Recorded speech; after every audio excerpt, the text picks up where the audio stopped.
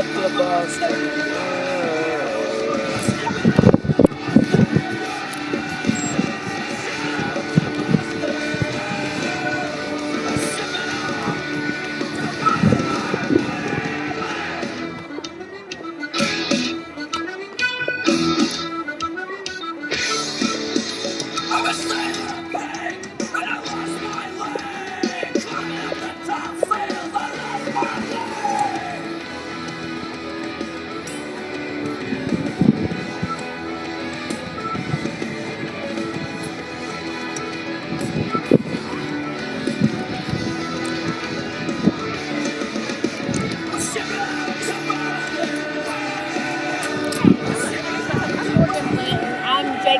I think my husband and Jake talked to you the other day. He probably talked to Ryan, my boss. Okay, yeah. I'm his jack of all trades employee, so he definitely talked to Ryan. Yeah, nice to meet you. It's nice to meet you. Excited to be here. Thanks for being here. Yeah, this is so fun. Yeah, you got a beautiful backdrop over there. I love it. Yeah, when I looked up the backstop, I was like, we got so much room. It's perfect. Yeah, right. Yeah, well, welcome. Thank you so much.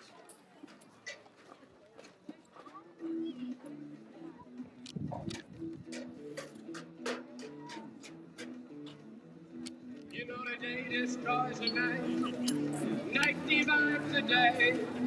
Try to run, try to hide, break on through to the other side, break on through to the other side, break on through to the other side. Why are you not?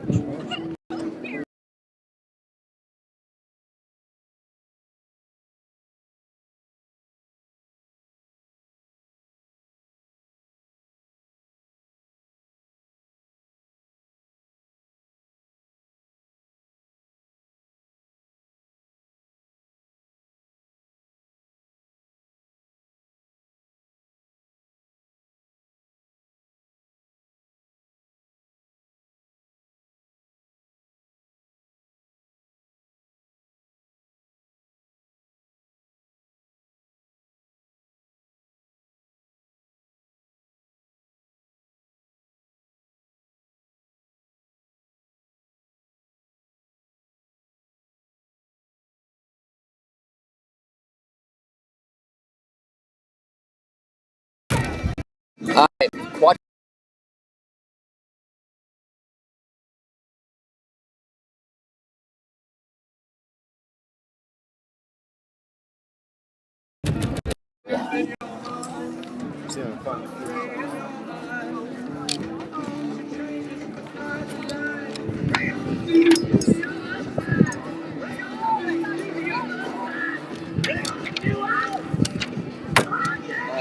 Nice.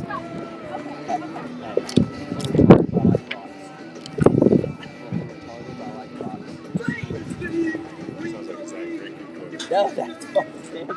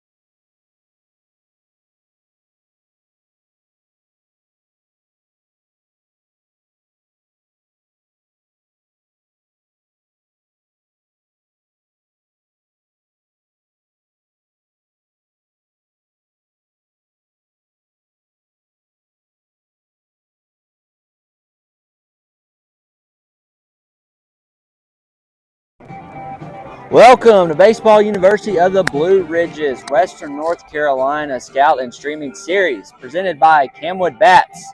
We're live from Boone, North Carolina, on the campus of Watauga High School for a Northwestern 3A-4A conference matchup between the Huskies of Ashe County High School and the Pioneers of Watauga High School. I want to thank our broadcast sponsor, CamWood Bats. CamWood Bats located in Haywood County, Western North Carolina, but serving baseball and softball players across the nation. Game bat trainers, tees, tutorials, and more available for purchase at www.camwoodbats.com. And as part of our partnership with CamWood, make sure to use the coupon code BBUWNC for a 10% discount on all purchases through their website. Ryan? Boone. Boone. Say, first time here for Hunter. I ain't been here in a minute, but man, what a beautiful town. Did a little bit of sightseeing today. Drove up to App State, saw their beautiful field. They're spoiled. No, it's beautiful up here. It's my first time in Boone. I've lived in West North Carolina my entire life and had a lot of friends who went here but never got to come visit. So excited to see their turf baseball field. We threw that up on the Twitter. Go check that out. We got to go walk on the football field. Luckily, one of the schools here in our area that you're able to just walk on a lot of these fields and go see them because they're turf and they're open to the public and the college students they'll play IM Sports on a bunch of different things and got to see beautiful campus. So. Well, yesterday we were at Mitchell and they have a beautiful turf field. I think it was only their second game on it, but same turf pattern that you saw at App State's baseball field. Definitely the same company who put both in. So it's really cool to see the similarities. Mitchell has the same secondary logo, the Mountaineer, but different colors. And it's crazy, how we're not terribly far from Boone as the crow flies, as they say, but it's a 2.5 hour drive from Henderson County. Very glad to be up here. I think we'll go ahead and get into our pregame sponsor and then tell you a little bit about the people that helped us get us up here today. Yeah, we want to thank our Meineke for being the pregame and postgame sponsor for Baseball University of the Blue Ridges, Western North Carolina Scout and Streaming Series. With numerous locations in the Western North Carolina region, there's no better spot to get your vehicle seen and serviced. Whether it's an oil change, brakes, mufflers, tires and wheels, AC heat, you name it. Meineke is doing car care right in WNC. I'm going to talk a little bit about these two coaches. Got to meet both of them today. Ashe County, coached by Ben Cheek. His fourth year at Ashe County, fourth year as the head coach. Got a laundry list of experience here. Yeah, I was going to say, the coaching staff, it's Ben Cheek and Andy Cheek. Andy was drafted by the Orioles, went to App State. Andy's got 13 years of high school experience, including 10 at Ashe, 1 at West Wilkes, and 2 here, right here at Watauga. Drafted the 18th round in 1996 by Ryan's beloved Orioles. Played at App before that, and played at the Boston Red Sox organization from 1999 to 2001. I'll say, well, that's Andy. Head coach is Ben. Yeah. Ben's been at the school now for how many seasons? I think it's 4 seasons. Let's say I remember when I first started talking to Ashe County when we were starting up Baseball University. I think it was the first year that Coach Cheek had been hired. He's been doing a great job. It's a tough conference. It's a 4A, 3A split. This is actually the last game that these two are going to play as conference foes because they're going to be heading off to different conferences next year. We'll talk about that in a minute. But yeah, Ashe County got a great group. Coach Cheek, Andy Cheek, Coach Ben Cheek, head coach, and then assistant coach Jeremy Eller, also in the dugout with them. It's his second year at Ashe County after doing 2 years at Ashe Middle. For Watauga, man, what a small world. Coach Burrows was an Ohio Northern graduate. I spent 1 year there playing. We talked a little bit about the Ada, Ohio experience out in the middle of nowhere, Northwest Ohio. But Coach Burrows, he's been part of numerous youth and travel teams within this Watauga community. The one that I like to draw attention to is Team Equip. We played against them when we had the Edneyville Yellow Jackets feeder program back in 2000. Great organization. It's a sports ministry program They were so well coached, played the game right, and then I remember after that game, it was a championship game. They beat us, but we all took a knee and we all prayed together. It was just a really cool experience. So Coach Burrows, good guy. Has got a great staff around him as well. Looking at the I was going to say, looking at a little bit more with Coach. I know Coach is also, what do you say, he's a pharmacist in town? I think he's a pharmacist. Yeah, he's a pharmacist. He's lived in Boone since 2004. Ohio Northern graduate in 98, did 5 years there playing ball. He's married, 3 children. His kids are doing great. Olivia's freshman daughter is at Wofford. She's a pole vaulter. And Evan, we'll be introducing you to him here in a minute. He's a junior on the baseball team, and he's also got Isaac, who's a 4th grader, coming up through that Team Equip program right now. Both these coaches coach in beautiful areas, by the way. Like, I mean, this is pristine. Yeah, great day. Sun's peeking through. Just a handful of clouds. A great backdrop of the mountains. Some would say chilly, but it feels great right now. It feels great. Yeah, just got a little light sweatshirt on, keep you warm from the wind, but. Now, he was telling us it's normally gusty up here. Every day he's been having 10 to 15 mile per hour wind gusts that come off the mountains. The other day he said they played, it was like 37 degrees out. And he's like, we got lucky tonight. Say Mother Nature picked a great day to allow senior night to happen. So, again, we'll see a few Watauga seniors walked out by their family here in a minute. Flashing back to the coaches poll in the beginning of the year, like things are all shook up. Watauga was predicted to be first, but it was close. You had South Caldwell getting some first place votes, Alexander Central. And they've all been kind of beaten up on each other a little bit. The current standings, South Caldwell still undefeated. They're 18-1, 9-0 undefeated in conference. Alexander Central 6-3. Watauga 5-4. So this is a big game for Watauga to try to catch up a little bit. High Britain having a great season under Coach Biddick, so they're definitely above expectations. Ashe County still playoff hunt. Remember that 1-7 doesn't take into account the 3A 4A split. And then we saw Freedom last night. Again, that 0-8 looks ugly, but they've more than doubled their wins from last year. And there's some impressive ball players on that Freedom team. So again, that coaches poll, fairly accurate, but things change as the season starts.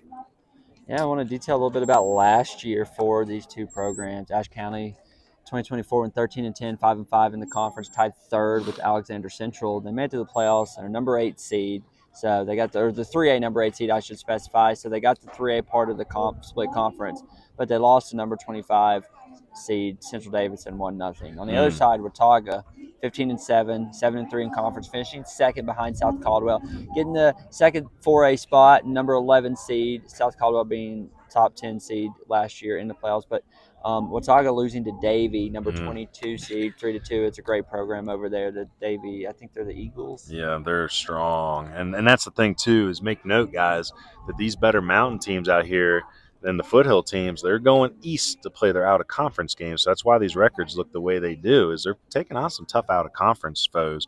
And, you know, out in our part of the mountains, we're trying to prove to them, they're like, hey, look west, right? We'll come play you. If we beat you, come play us. So, again, trying to draw some attention to Watauga. I know that McDowell's joining their conference next year. So, again, there's going to be some familiarities in the Western North Carolina baseball family still in some of these conferences. This year, you know, I don't know if we've talked about the records just yet, but in 2025, Ashe County 9-10, currently 1-7 in conference. But again, remember that's a 3A 4A split. Started off 5-2, good start. They beat Johnson County out of Tennessee in a football score, 30-9. That was one of their bigger wins earlier in the year. They were 5-6 on the road right now, currently on a 1-game losing streak. They lost to High Britain 4-3 last Wednesday, and that Freedom game was postponed due to rain. This week, they lost to South Caldwell 13-10. That's a tough loss because they were up in it 8-5 at one point. Well, Coach Ben Cheek said before the game, even though that record says 9-10, he feels like they should have 17 wins right now. He said that they just missing out on some small opportunities, a little mistake here or there, but they're in these games, and it is a talented roster. Watauga 9-11, 5-4, but again, don't let that record fool you. They've been playing some very strong out-of-conference foes. They did start season 3-1, had a tough loss 5-4 to Alexander Central in 10 innings. They split with Davie. They did play Davie twice as a playoff rematch, and they split. Currently on a 2-game losing streak. They last week they beat Alexander Central 10-1. That was a huge, just a huge win for the program. But then Hybrid took them down 6-5, and then the second half of that split with Davie lost 8-2. This week, crushed Freedom 11-1. That was up at App State the other day. That beautiful field we walked through to this afternoon, and make note that yesterday, Caden Michaels of Freedom, that one run that they got was about a 400-foot home run that he hit over that college-level field, right? This week, again, they had that big win with Freedom, and then they after they play today, they're done. So this is it. They're going to leave everything out on the field, and we'll get a little bit more into the keys of the game later. We'll talk about this being the final conference matchup between these two before they head off to different conferences next year.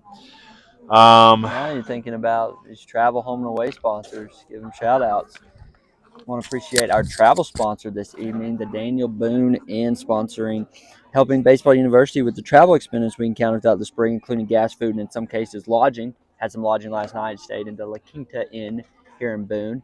For over 60 years, the Daniel Boone Inn has been serving Boone and the high country delicious home-cooked meals, just like you remember at Grandma's house. Our family-style meals begin with a salad in the summer and soup in the winter. 3 meats and 5 vegetables are served along with biscuits, preserves, dessert, and a beverage. A full family-style breakfast is served on Saturdays and Sundays. We appreciate the Daniel Boone Inn for being our travel sponsor this evening. I want to thank OP Smiles for being the home team sponsor, sponsoring the time that Baseball University puts towards marketing this game to coaches pregame and editing and posting highlights for the Watauga Pioneer prospects with recruiting and scouting content on social media for the coaches postgame. A little bit about OP Smiles. Are you looking for a radiant, confident smile? At OP Smiles, we've been transforming smiles since 1981. With offices in Boone and North Wilkesboro, our board-certified doctors provide exceptional orthodontic care for all ages, plus expert pediatric dental services. We offer the latest in braces and clear aligners, including Damon, Ultima, Spark, and Invisalign, along with advanced 3D scanning. No goopy impressions are needed. Voted best orthodontist in the high country year after year, our passionate team is committed to making every visit a positive experience. Visit OP Smiles and see why families trust us to make every smile extraordinary. OP Smiles, where beautiful smiles begin. They're on Facebook, X, Instagram, YouTube, TikTok, and Pinterest.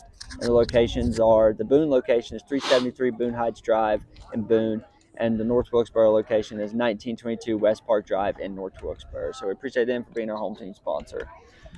I want to thank our away team sponsor, Cheek Brothers Tree Farm, sponsoring the time that Baseball University puts towards marketing this game to coaches pregame and editing and posting highlights for the Ashe County Husky prospects with recruiting and scouting content on social media for the coaches postgame. A little bit about the Cheek Brothers Tree Farm is actually the coaches for the Ashe County Huskies. They're a tree farm. They're a family-owned and operated supplier of high-quality North Carolina-grown Fraser fir Christmas trees, wreaths, and garland. Our trees are grown in the beautiful counties of Ashe and Watauga in the Blue Ridge Mountains. We work with many small and medium-sized garden centers and independent retail lot operations all over the eastern seaboard. We try to provide our customers with fresh, top-quality products in order to maximize their profits. We have many great options available to fit all budgets and even customized grades for specific customers. Our goal is to be on the same page with our customers and meet their specific Christmas tree and greenery needs. We always try to do more than expected. So we want to appreciate the Cheek Brothers Tree Farm for being our away team sponsor this evening. It's funny you say that because when I was walking out to put the scout camera in center,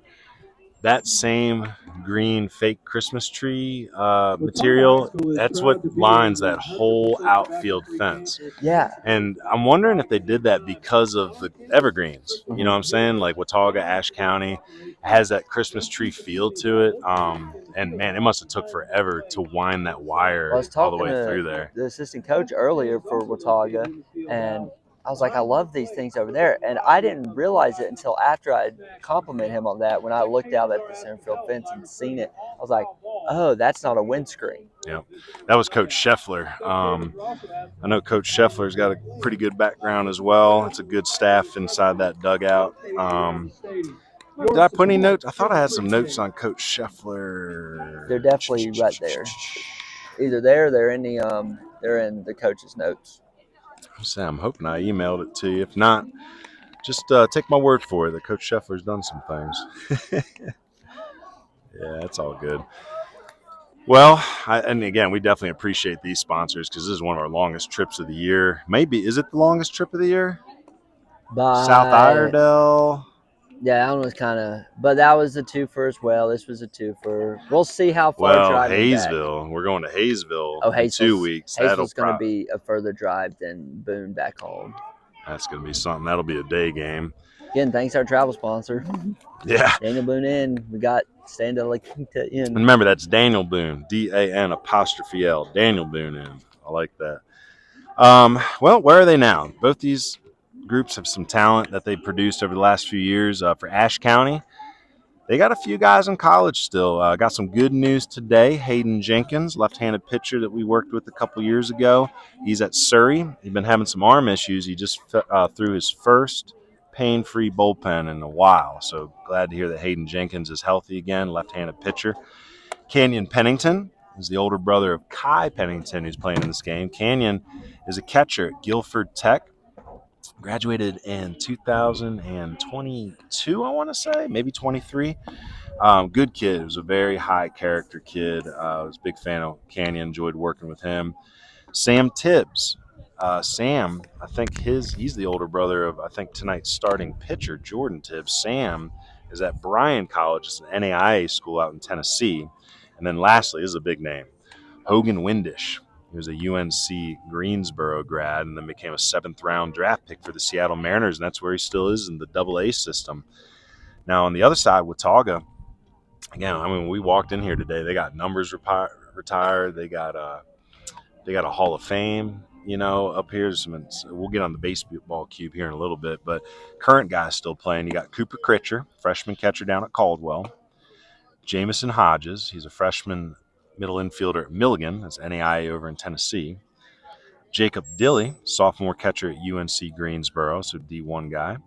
And lastly, Tristan Salinas, hopefully I said that right, Tristan Salinas, redshirt freshman outfielder at North Greenville, who transferred from South Carolina, so he was a Gamecock for a minute. I think I remember that signing. Yep. Now, the starting lineups, we were lucky enough to get them early today.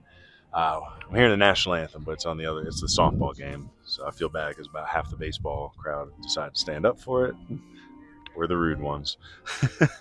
They're still taking it in and out, so we'll be now that one up. So. Starting lineups today for Ashe County.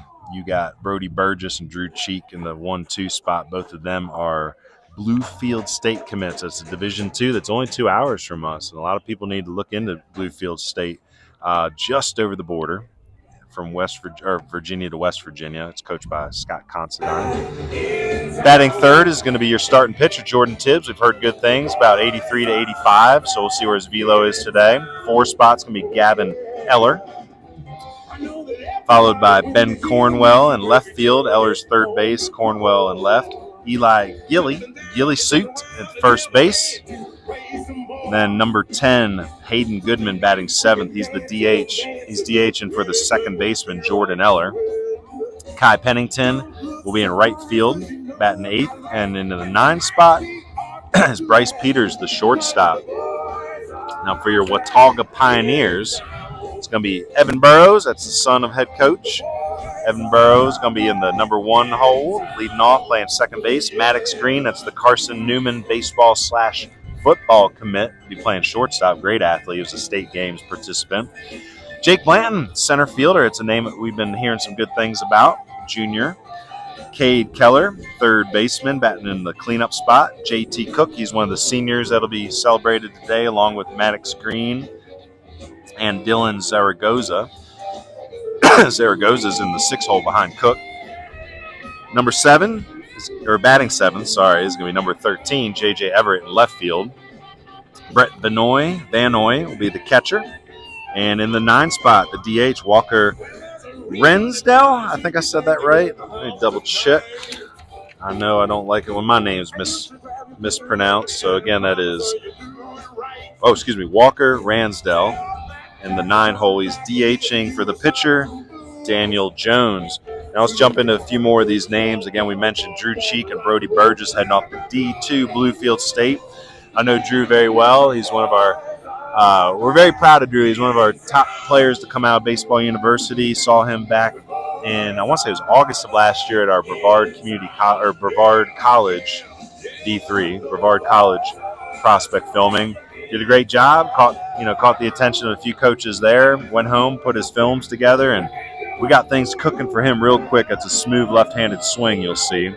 Brody Burgess is going to be joining him at Bluefield State. And again, Kai Pennington, more known for his pitching, going to Surrey Community College. He's in the outfield this evening. A few more players we were told to take a look at. One was A.J. Dix, but we were told he's in a wedding this weekend. I think it says sister's getting married, so he is not here. Gavin Eller is another name we're told to take a look at. Again, Gavin is the third baseman tonight in the 4-hole. Mark McNeil, left-handed pitcher. I don't know if he'll be on the bump at all this evening, but he's about 75, 76, working on a slider. He's a projectable guy. Again, Jordan Tibbs, starting pitcher. We talked about him, 83, 85. Adam Wagner, also another pitcher, played in the JV game, but he's a guy they're looking at for some innings for varsity, another mid-70s arm that's projectable in that sophomore class. Now, Watauga, I saw Maddox Green before the game. I was setting up on the dugout, one of the cameras, and he had a spotter on my ladder. I hollered at a player walking by. I ended up being Maddox. We talked for a quick second. I just asked him, "You going to be okay handling both baseball and football with all those academics?" And that's not on him. That's on any student. So some of you guys that want a two-way at the next level, just know you better be good at time management. Maddox is one of the best athletes in Western North Carolina, so I know that Carson Newman's excited to get him. Coach Griffin, their head coach for their baseball team, he's known as I think his Twitter is Catch Block Throw. Like, he's one of the top catching coaches in the entire nation at D2. A few more players we were told to take a look at is Jake Blanton. We mentioned him. He's going to be batting in the 3-hole. Is that what we said? Yeah, he's center fielder. Evan Burrows, again, infielder. Everett Grider, another pitcher. Again, I don't know if we'll see him tonight on the mound, not in the starting lineup. And then Daniel Jones, the sophomore, getting the start. So we'll get a radar on him and figure out how projectable he'll be for the next level. And then lastly, J.J. Everett. So he's our left fielder today, but he's listed as a utility guy, so I'm assuming he can play all over the place. Yeah, I'm excited because, again, this is the other side of the mountain. Never seen these guys play live. Was able to work with a few Ashe County kids through the Baseball University program. Going to hopefully get our first Watauga boy this summer when we start the prospect filmings. Again, first one coming up June 4th at Mars Hill. Very excited about that. Seems to be a lot of interest in what we're doing now, so I think we're doing a pretty good job getting the message out. Texted a lot of coaches, college coaches before this game.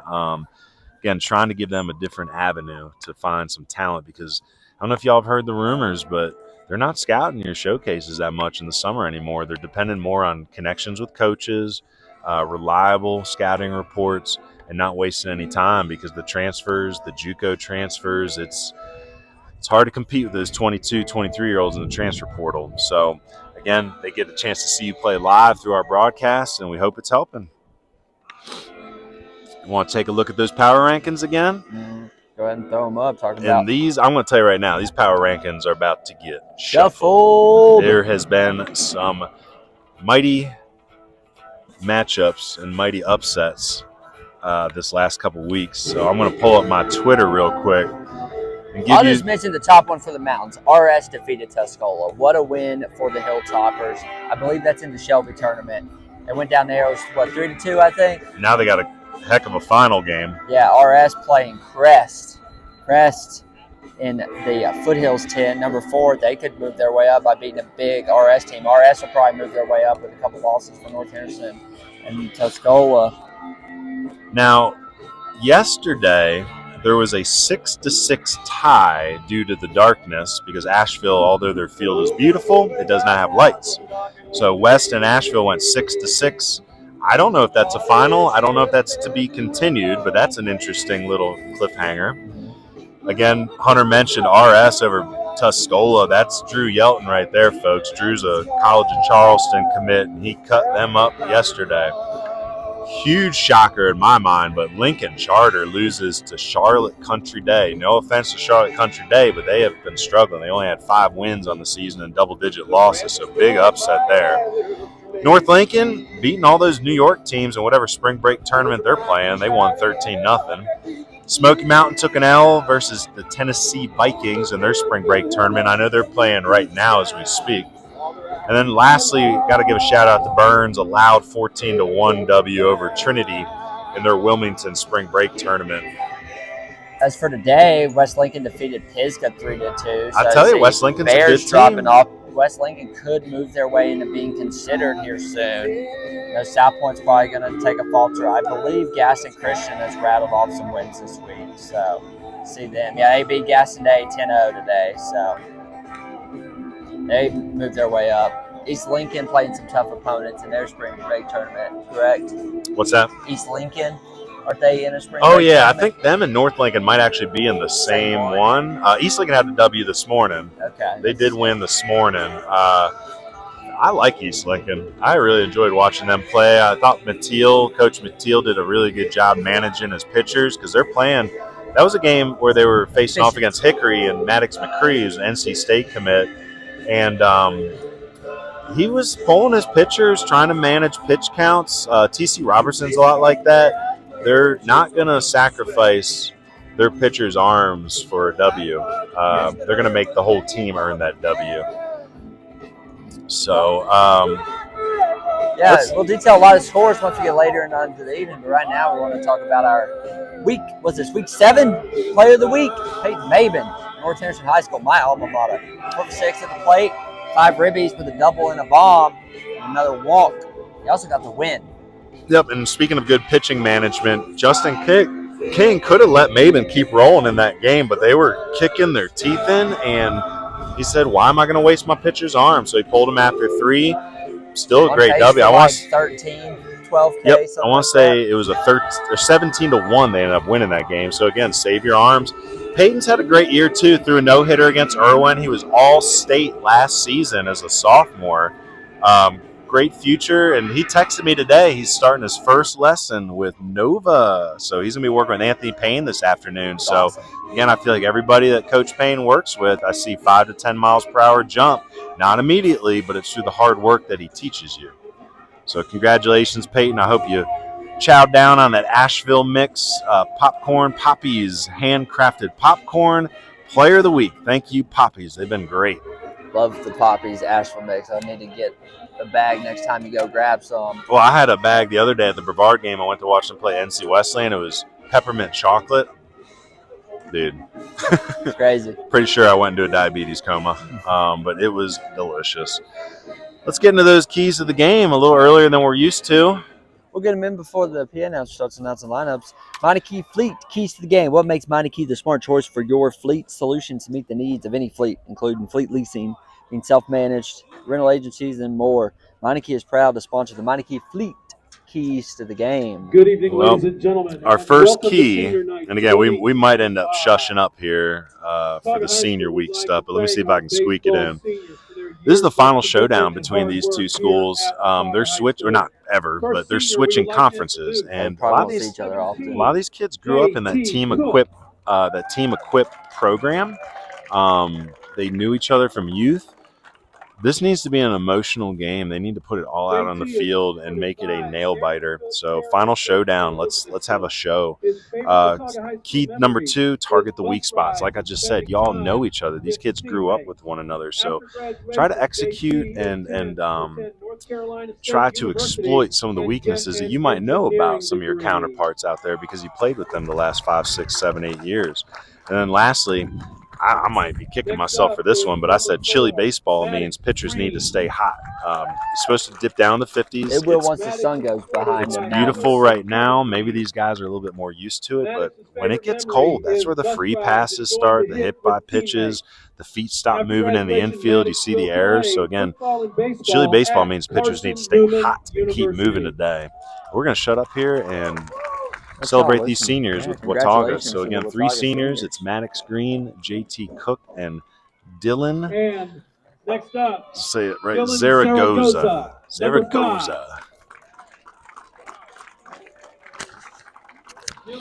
escorted by Becky Zaragoza, Jason Zaragoza, and siblings Logan and Ava. His favorite memory is chirping in the dugout with teammates. Too much chirping. Dylan plans to attend North Carolina State University to receive an engineering degree. Oof. Ladies and gentlemen, the class of 2025. Looks like Coach Burrow's got some nice custom-made bats here. I wonder if those are CamWoods. We thank you for your support and commitment to Pioneer Athletics, and we wish you nothing but good things as you go forward into the future. So again, even though this is Coach Burrow's first year, he knows these guys because he's been teaching and coaching them for years through the Team Equip baseball. Again, Carson Newman commit Maddox Green, going to be playing, I think he's a quarterback.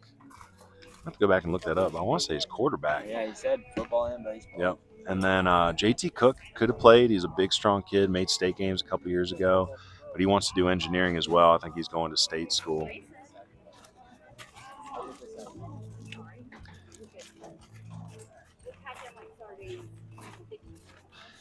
Coach Burrows came over before the game. We were chatting a little bit about the juniors on the team. One thing to note is you only see 3 seniors out there, and if all these guys come back for senior year, their senior year of the junior class, it's going to be a long introduction. You got juniors, Kwame Carter, Luke Rothrock, Merrick's Oaks, Everett Grider, Garrett McInturf, Jake Blanton, Brett Vanoy, Walker Ransdell, Evan Burrows, Cade Keller, and I think Eli Bishop as well. So just think about how intense senior night's going to be next year. A lot of tears is my guess.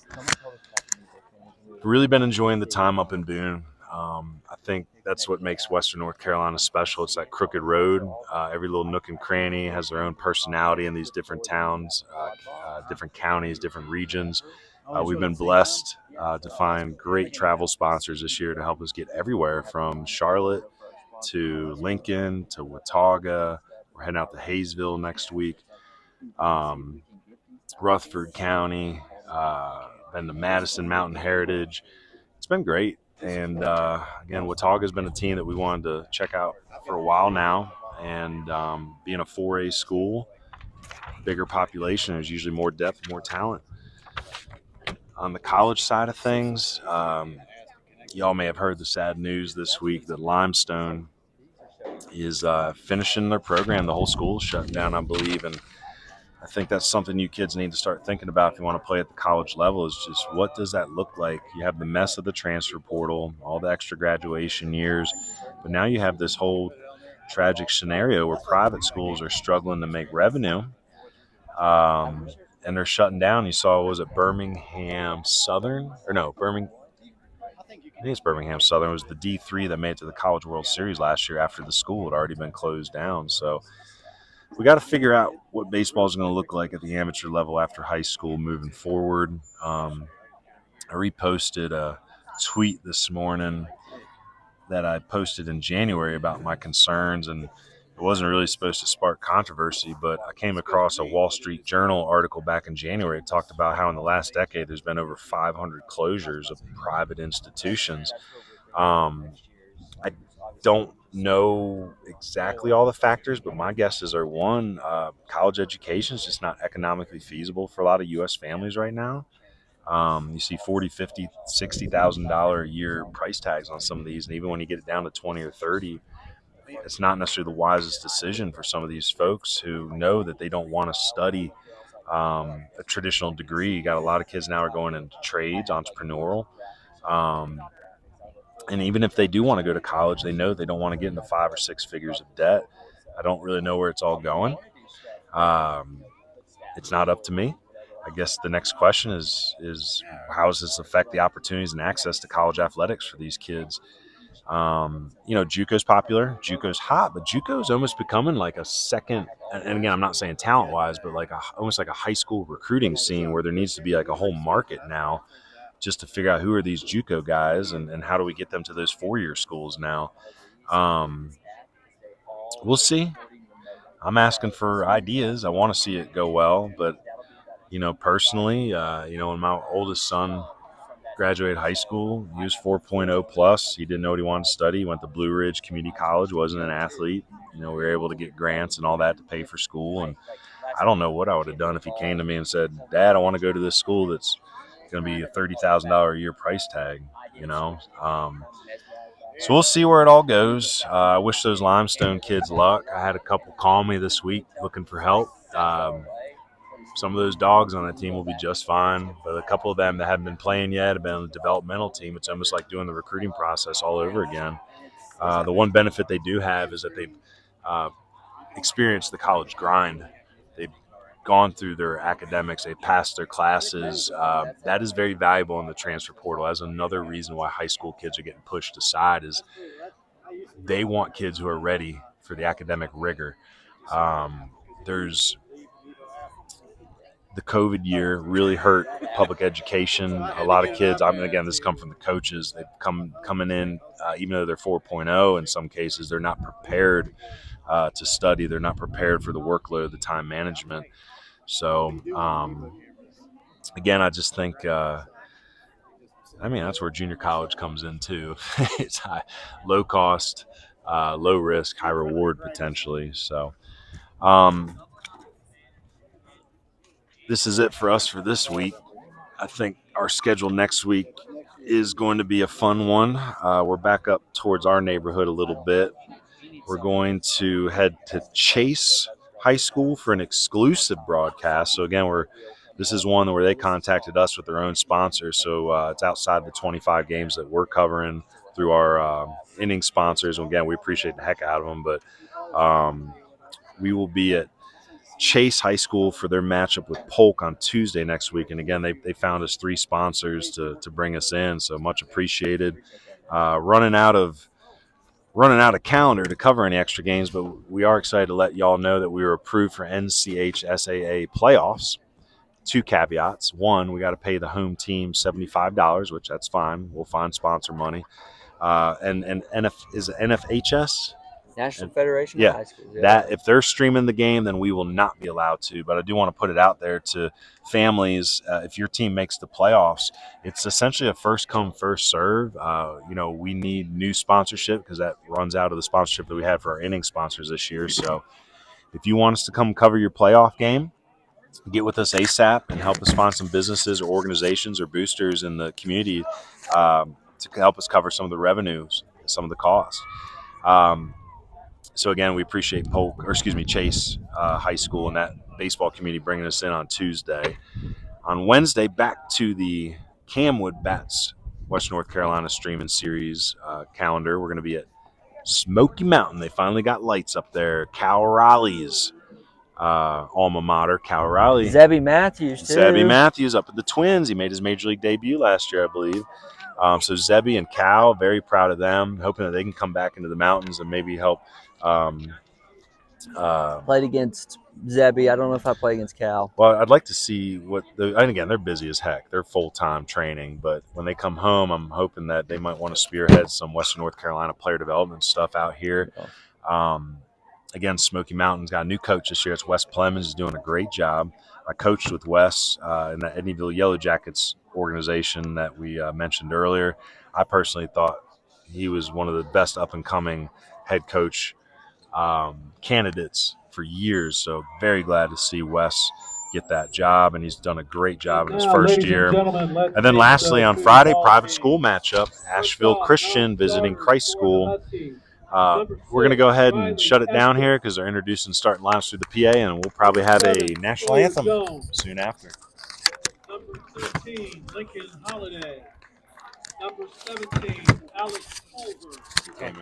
Number 18, Mark McNeil. And Adam Wagner. And now for the starters, batting first, playing catcher, number 12, Brody Burgess. Hitting second, playing center field, number 14, Drew Cheek. Can you do all the... Hitting third and pitching, number 15, Jordan Timm.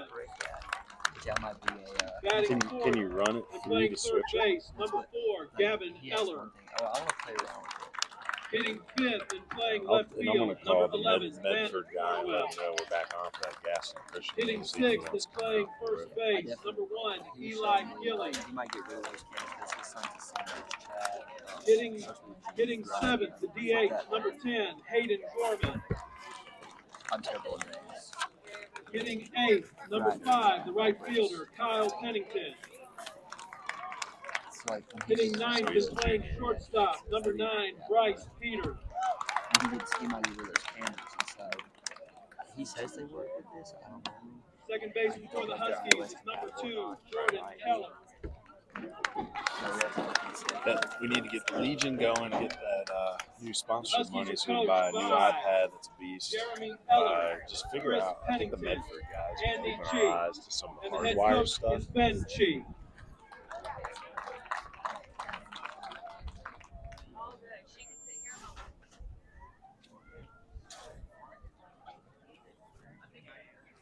And now let's meet the non-starters for your hometown Watauga Pioneers. Number 2, Merrick's Oaks.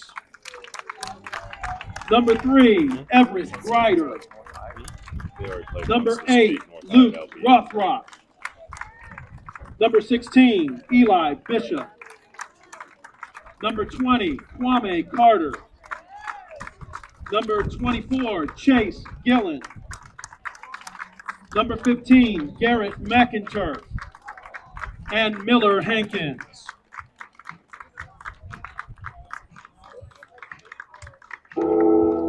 And now let's meet the starters for your Watauga Pioneers.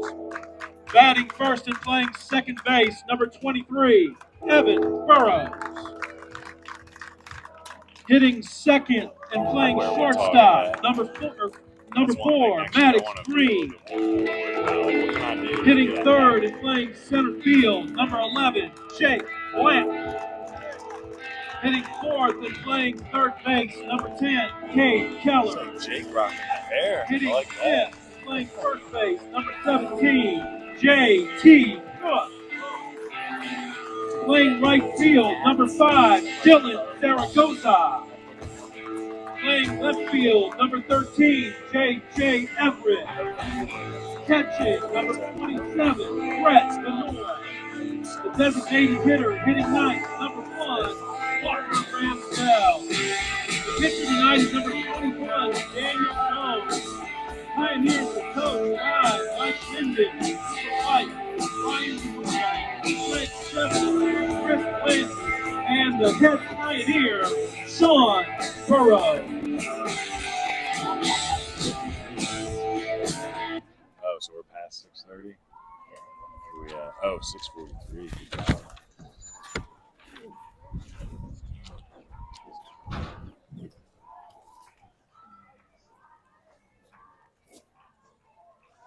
And now, ladies and gentlemen, the Star-Spangled Banner.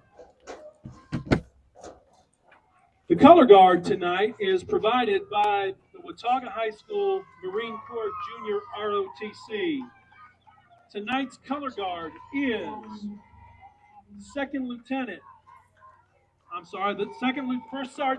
Cadet First Sergeant Mace Hollers, Cadet Private First Class Cassidy Booker, Cadet Private First Class Isabella Orange, and Cadet Private Nara Westwood.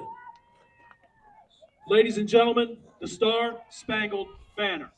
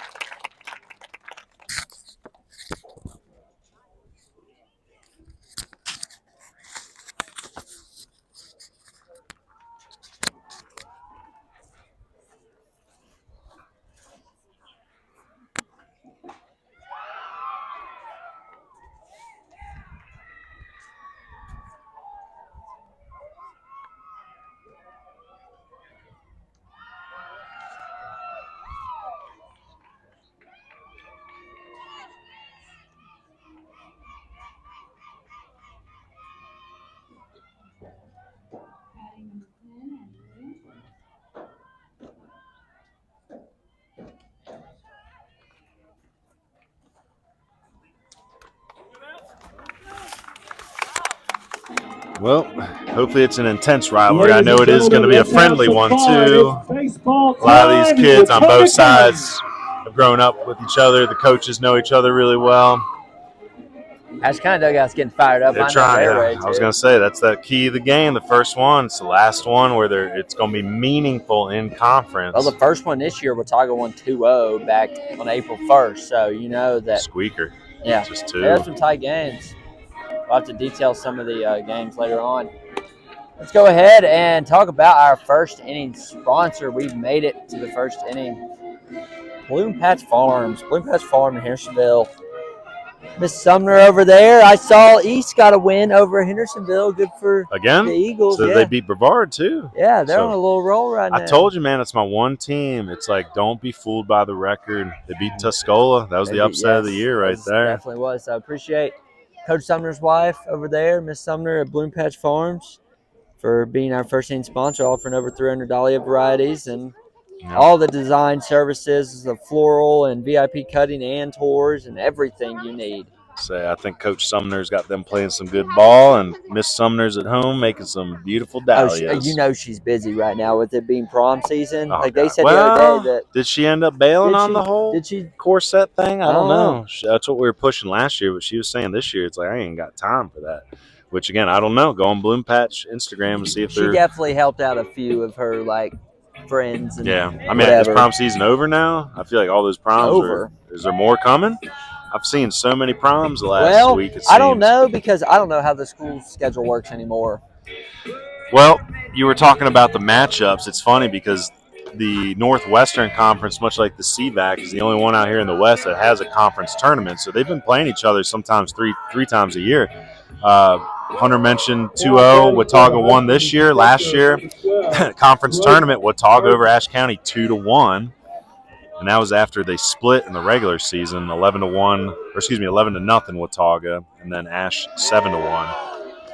Well, it's game time, folks.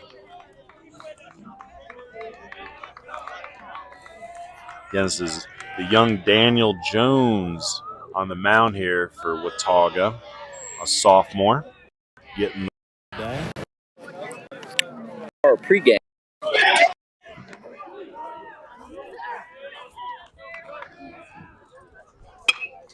There's a ground ball to short. Green. Oh, takes a hop on him.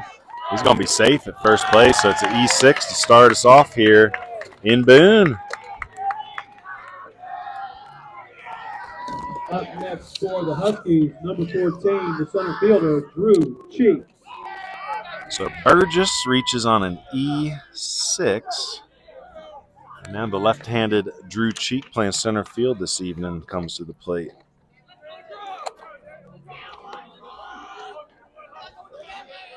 See a few of them Watauga Pioneers rocking the long locks. There's strike one.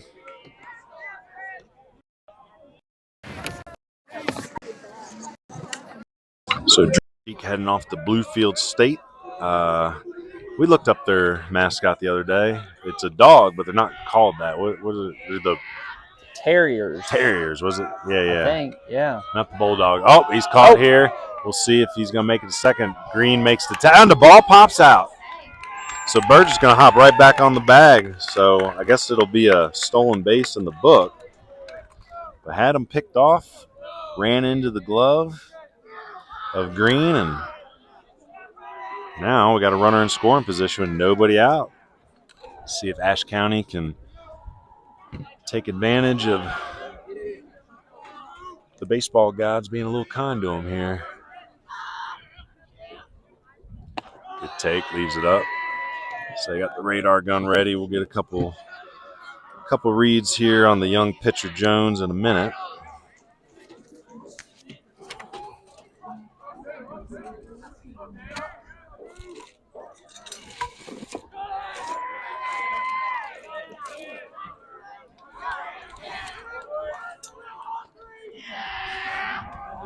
Ashe County, man, they're letting them hear it, aren't they? They are right. I mean, I love the energy, but I always wonder sometimes, too, if you expel too much energy early, even emotionally, do you have any left at the end of the game? Good take on the off speed there by Cheek.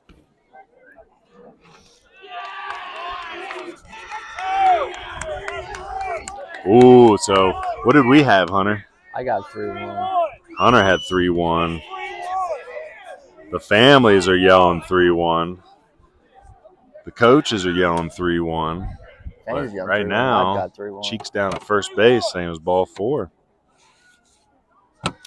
We'll figure that out in a second. Want to make one special shout out today. We got our first Patreon member, Bob's Burgers. If you're listening, we love you, man. Hopefully that starts a pattern. Again, the Patreon's got a few different levels you can commit to. We're going to try to reward those members the best we can with some little perks here and there. Start getting some more content to post as well. But yeah, we got our first Patreon member, and we appreciate you, Bob Burgers, because again, that's if we could have 100, 200 Bob's Burgers, that's just extra revenue. We were just talking before the game. We need a new iPad. We need. I'll say it's getting a little heated out here. We might need to stop talking about it, so just focus in and see if we're going to get a coach ejected here on senior night before we even have an out in the game. I would like the umpires maybe just walk over to us and ask us because we're keeping it here. We have a 3-1 count. But yeah, anyway, the Patreon, we're looking for some of that crowdfunding revenue. Again, we may have a super chat now. I got an email from YouTube the other day saying we're eligible for that, which, again, that means that you can drop donations in the chat for us. And we're going to try to be as transparent as possible. We were really transparent earlier in the year, let you know all the technology that we bought, the travel costs. Again, our main goal here is to try to brand Western North Carolina and bring recruiting opportunities through the high school season broadcast so college coaches can peek in at the most competitive time of the year. Well, Drew Cheek is going to take his ball 4 now. 5-pitch walk gets him down to first. After about 2.5, 3-minute delay. And the Ashe County Huskies are erupting over there. They're excited. They got 2 on, no out to start this game. Well, Ashe County is a lot like some of our smaller communities we find out a little further west. Jefferson City, it's a close-knit group, and it's that mountain intensity, that mountain energy. You love to see it. We're taking some close losses recently with that 4-3-1 to High Brighton and then 13-10 to South Caldwell. So they're looking to get back on the winning path, and they're a lot better than their 1-7 record in conference. I can guarantee that. Nice pitch there, right on the corner. That's a tough one to square up. And yeah, we found out it's not pronounced High Brighton; it's High Brighton today, or maybe I don't know if there's a I pronounce everything wrong. Let's just put it that way. I'm from Maryland. I'm still mispronouncing a lot of the Appalachian dialogue. I know you're wrong. Swing and a miss. Big K for Jones. So that's Tibbs that goes down striking out. First and second, 1 out. I will say I love these gray pinstripes with the purple. Yep. Ooh, man. These would have been nice with a little bit of gold thrown in there back and north. I would love to have these. So they cook up on the grass. We're going to, again, around the infield here for the Pioneers. You have Keller third, Green at shortstop, Burrows the second baseman, and Cook at first. Van Noy doing the catching. Everett, Blanton, and Zaragoza from left to right in the outfield. So they Cook back behind the runner now. Third base is back maybe a step or 2 behind the bag. Let's get a couple radar gun readings on the young man, say we. Oof.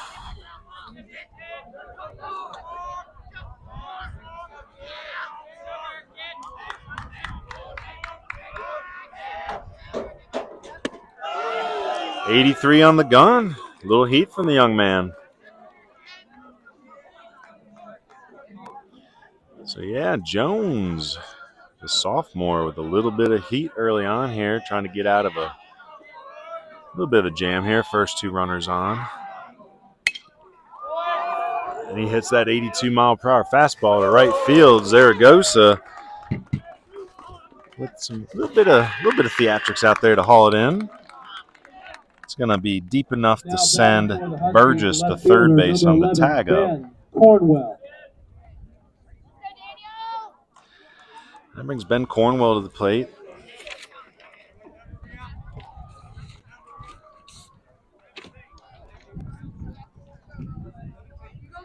So Ben Cornwell, senior. I don't know if Ashe County's done their senior day yet, but a few seniors on this Ashe County team with Eli Gilly, Jordan Eller, Kai Pennington, Sawyer Jones, Hayden Goodman, Ben Cornwell, Brody Burgess, Drew Cheek. So, yeah, they're going to have a bigger senior night over at Ashe County this year. It's going to look like the sneak preview of the senior day, I should say, senior day they're going to have for Watauga next year. So Ben Cornwell seeing if he can help his Huskies push one across here in the first after getting the first two on via the E6 and the walk. There's 90 feet. He better be on his horse with a pass ball and a short backstop to the plate, but wide with the length of it. So this is like the Oakland Coliseum of Western North Carolina when it comes to foul territory. Talking to Coach before the game, Coach Scheffler, the assistant, we were talking a little bit about how it's probably just a matter of time before you see turf here at Watauga. I mean, a beautiful field for what you got to deal with weather and conditions.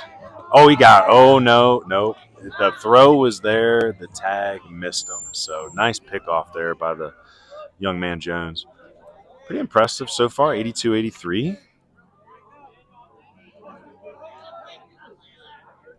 Spun a couple in there as well. Ooh, good take. That's a hard one to lay off, coming from a low three-quarter spot and spinning it like that on the four seam, riding up. So Cornwell finds himself in a 2-0 advantage. Cheek on first, Burgess at third. So the first and third is Terrier themed, Bluefield State. Ooh, that one close. Almost flew right into the camera over on top of the dugout. So that was probably the closest call we've had just yet. Since yesterday. Had a few yesterday on top of the press box at Mitchell. I feel like after these two games, I need to join a professional climbing team. I've been all up on top of the roofs, climbing up these metal fence poles, trying to find great camera angles. Cheeks off on the pitch. The 2-1 pitch is spoiled and fouled back into the nets. Twos all around now.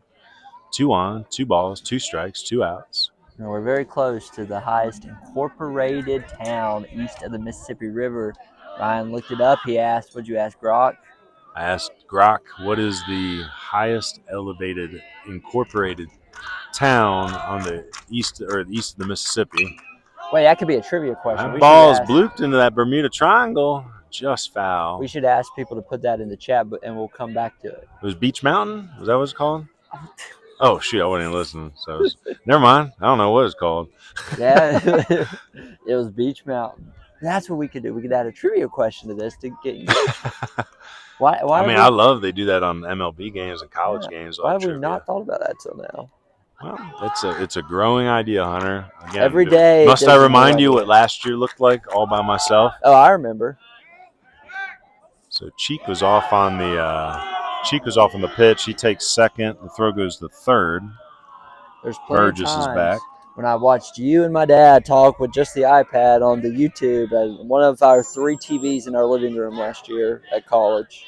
It was something, let me tell you. But it was an idea, and it always sparks and grows, right? It was fun. I mean, I have patience. I've learned patience. You got to take what you get, look for your opportunities to grow something. Oh, there it is. Okay. So strike 3. I was wondering what we were waiting for there. It looked like it was in the zone. Yeah. So Cornwell goes down with the backwards K, and it brings Eli Gilly, the first baseman, up. Middle of the first. Oh, wait, nope, that was third out. Never mind. I don't see that umpire got me all sorts of turned inside out on this one. Yeah. I don't know how many outs we have, so that's it. 4. Never mind. Middle of the first, brought to you by Blue Patch Farms. Blue Patch Farm in Hendersonville, North Carolina, offers over 300 dahlia varieties for spring planting and provides floral design services. VIP cutting and floral tours are booking now on the weekends through October. Contact us at 828-772-1798 or visit our social media pages, Facebook at Bloom Patch Farm and on Instagram at Bloom Patch. I want to appreciate Bloom Patch Farm for for being our first inning sponsor. Well, I'm gonna go ahead and post on the old Twitter that we're live. Yeah, we had a little. Say we need some viewers here. We're up in Watauga and we don't have a bunch of viewers yet. Let's go, folks. I know it's Thursday, but it's because everyone's watching it at the Daniel Boone Inn. That's true. I'm not sure if Daniel Boone Inn put it up on the TV or not, but if they did, hello to all y'all diners out there. We heard y'all are at a pretty solid restaurant there getting a good meal, and you know, this is your ESPN of the Mountains here, so please enjoy the Western North Carolina Scout Streaming Series. All right, let's put this back in the Twitter. We live. We're live and we're recording.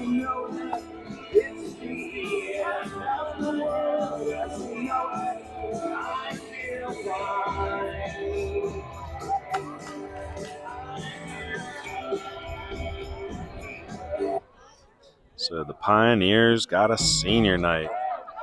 So let's put that in there. Now batting for the Pioneers, number 23, Evan Burrows.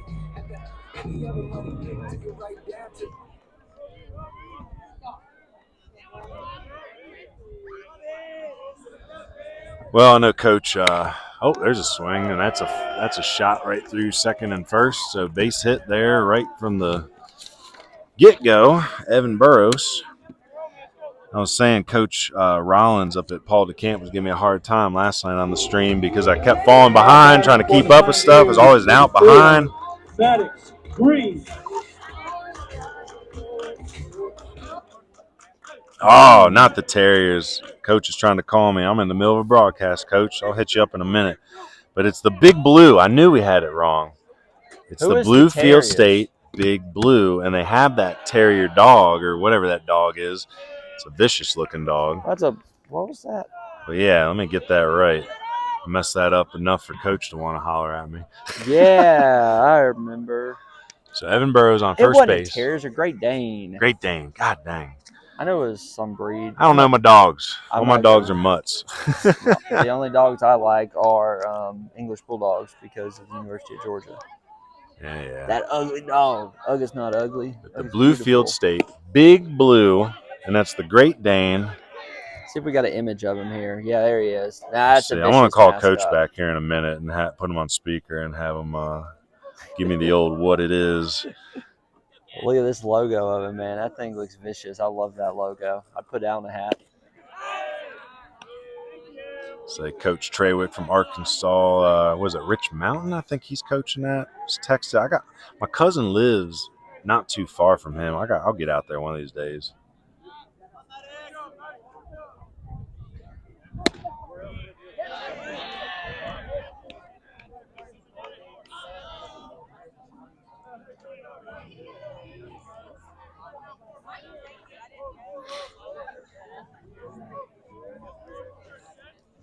All right, so here we go. Sorry, phone's blowing up a little bit. So, Maddox Green, the Carson Newman commit. He swings and drills one to center field. It's going to hang up there, though, for Drew Cheek. And Cheeky Boy brings it in for out number one. Big fan of Drew. Good kid, too. You know what I mean? We were talking about that before the game. I know we live in kind of in an obnoxious world now, but Drew's one of the most polite, cordial young men I've had a chance to work with. He probably doesn't appreciate me calling him Cheeky Boy, but I'm always trying to come up with some fancy fancy nicknames. You were the nickname guy, that is for sure. When we coached, you probably remember that. Well, when we did the middle school ball the one year, I felt it's just culture. You got to give these kids something to believe in. I love coming up with nicknames. It's one of my favorite parts of coaching. It's got to be organic. Yes, that is the key. You can't force it. Swing. Blanton pops one up into the Oakland Coliseum foul territory, and that's going to be hauled in by Gilly. Got coverage area over there today. Excited to get that on camera. Thanks to your climbing abilities for the second out of the inning. Cade Keller. Cade Keller up for the Pioneers.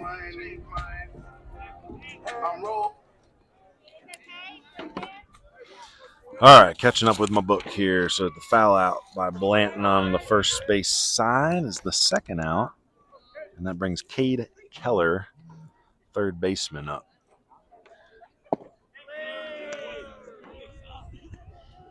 Yeah, it would have been fitting for Watauga High School to be the Mountaineers, but I guarantee you back whenever it was established, they said, well, we can't be the Mountaineers because App State's the Mountaineers, so we're going to be the next closest thing, a Pioneer.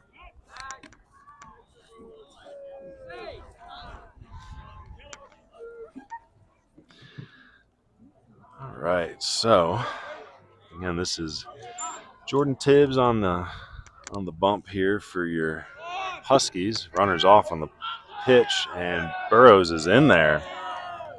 Nice on both sides there. That was a competitive play. Watauga High It's a good School. risk to take two outs, getting scoring position. Watauga High School is celebrating its 60th anniversary this upcoming year. It was established in 1965 following the consolidation of 5 Watauga County high schools. What year? 1965. Can you guess what year? There's a trivia question. Swing, drive. We'll get to that trivia in just a minute. There's Drew Cheek going to haul it in for the third out. So Coach Constantine got to be happy about that. Well, stay tuned for that trivia question, but let's go ahead and mention our Patreon. Want to help support Baseball University of the Blue Ridge? Visit our Patreon at www.patreon.com/bbuniversitywnc. The more financial support Baseball University of the Blue Ridge can earn, the more coverage of West North Carolina baseball we can bring you, including the West North Carolina College Tour Series, the High School Scout and Streaming Series, American Legion Post 70 coverage, weekly media content, highlight films, and more. Choose which tier is right for you at www.patreon.com/bbuniversitywnc. And stay connected to Baseball University across all platforms. Like and subscribe right now on the YouTube if you're watching this, www.youtube.com/@bbuniversitywnc. Like us on Facebook at Baseball University of the Blue Ridge, and follow us on X, formerly known as Twitter and Instagram, at Baseball University, or at BB University WNC. And check out that website, www.baseballu.org. Heading to the top of the second inning, brought to you by Hill Tax Solutions. Hill Tax Solutions is the official tax preparer of Baseball University of the Blue Ridge. And they've been in business since '97. They're headed by former IRS agents. They do all kinds of tax returns. And tax season, it's not in full swing anymore. It's over. Yeah, this is like a call to the bullpen if you still need help. So this is extra innings. This is that 20-inning thriller that's 6 years ago I watched on TV between the Dogs and the Tigers. So if you're if you haven't done your taxes yet, then get Tail Tax Solutions.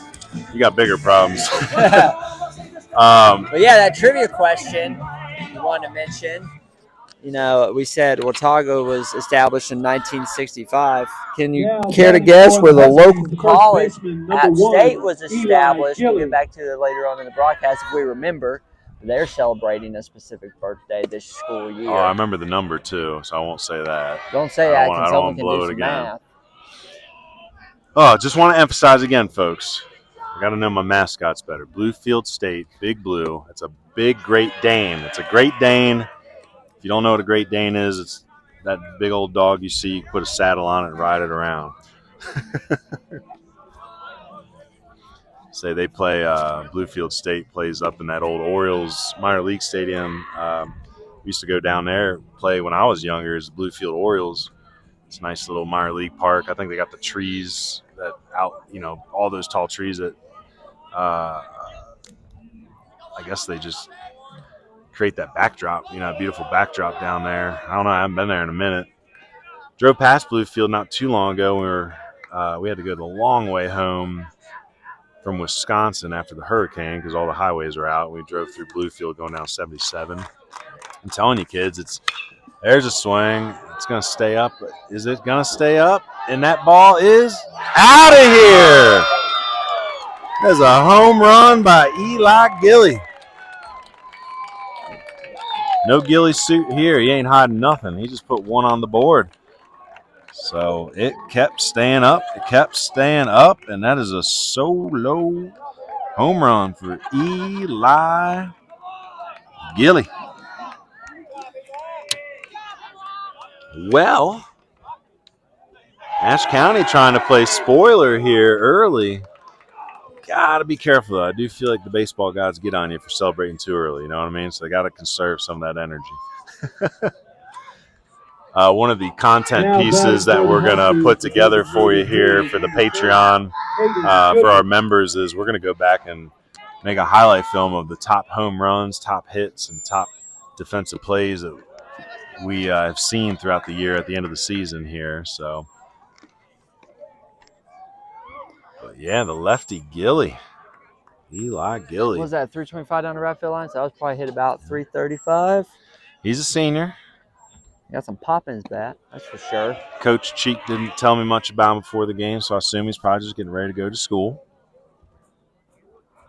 But that's a nice looking swing. I know that there's a lot of programs out there still looking for some 25s. Ooh, I think he did. Yep. Strike 3 on the swing. Goodman goes down. That brings Kai Pennington to the plate. Kai, younger brother of Canyon. Canyon over at Guilford Tech. The right fielder, number 5. Kai going to pitch at Surrey next year. A left-handed pitcher. A left-handed swinger. So 1-0 score. I get that up there, excuse me. Speaking of mascots, I got to call Coach Ray of Oberlin. I've been bugging him for a hat for a while. Their mascot, the Yeoman. Love it. I consider myself a Yeoman. That's the self-sufficient farmers that help build America. I know Thomas Jefferson always wrote essays on the mythological Yeoman. So nice track there by Green at the shortstop position, pulling out number 2 and brings number 9 hitter Bryce Peters, the shortstop, together. Number 9, Bryce Peters. Coach Chino just sent me a picture of the mascot. Look at him. I want to throw that up there next time. Upload that. That's a Great Dane, folks. That's a big old dog. Oh my gosh! Imagine giving him a bath. Swing. Shoots one to right. Oh, ball's down. Oh, that's what's his name? Zaragoza on the dive. He isn't able to come up with it. And that's going to be a triple for the 9-hole hitter Peters. Great effort by the Watauga right fielder, Zaragoza, for laying out to dive for that ball, and he was right on the fingertips of the glove. Always a risk when you leave your feet. I love that effort there, for you young men out there. Again, effort's always appreciated, but just goes to show you got to have that sense of range, that sense of proximity. Because if you leave your feet, you know there's going to be an extra base. Especially down the right field line. Swing and a foul back into the net. So back at the top here for Burgess. Speaking of Bluefield State, again, Burgess, the Bluefield commit. Brody doing the catching this evening. Reached on the air by Green to lead off the game. Stole second the unconventional way. Picked off the first, but was able to collide with the glove of Green just enough to push the ball out of his mitt and take second. Burgess finds himself an 0-2 hole. Is that one going to make it? Nope, he's going to have a shot. Catcher hauls it in. So nice play by Vanoy, and that's the inning. 1 run on the board for Ashe County Huskies. It's 1-0 heading into the bottom of the second. Second inning brought to you by Hale Tax Solutions. Hale Tax Solutions is the official tax preparer of Baseball University of the Blue Ridge. In business since 1997, Hale Tax Solutions International is headed by former IRS agents that understand the tax system's complexities and can guide you to your maximum returns. They perform all categories of tax returns, including personal, corporate, trust, estates, and nonprofits. They also offer bookkeeping services, consulting. It can be your representation at state and or federal audits. With tax season in full swing, give Hale Tax Solutions International a call at 828-435-6082 today to schedule your return that's overdue. I got mine in the last minute. Didn't have to pay as much as I thought I did, so I was extremely happy. Little Warren Zevon playing in the background. I'm sure we'll get copyright on that too. One of my favorite, goofiest, I don't know how you came up with this idea, songs. Warren Zevon, Werewolves of London. Some good music being played at the games the last couple nights. The last 2 days have had great music. There's just a certain music that fits baseball, you know what I'm saying? I like with Justin King, they always start out every game with the Sandlot song. I don't even drawing a blank there. So. And then we go into Rihanna. I don't think this is the baseball song.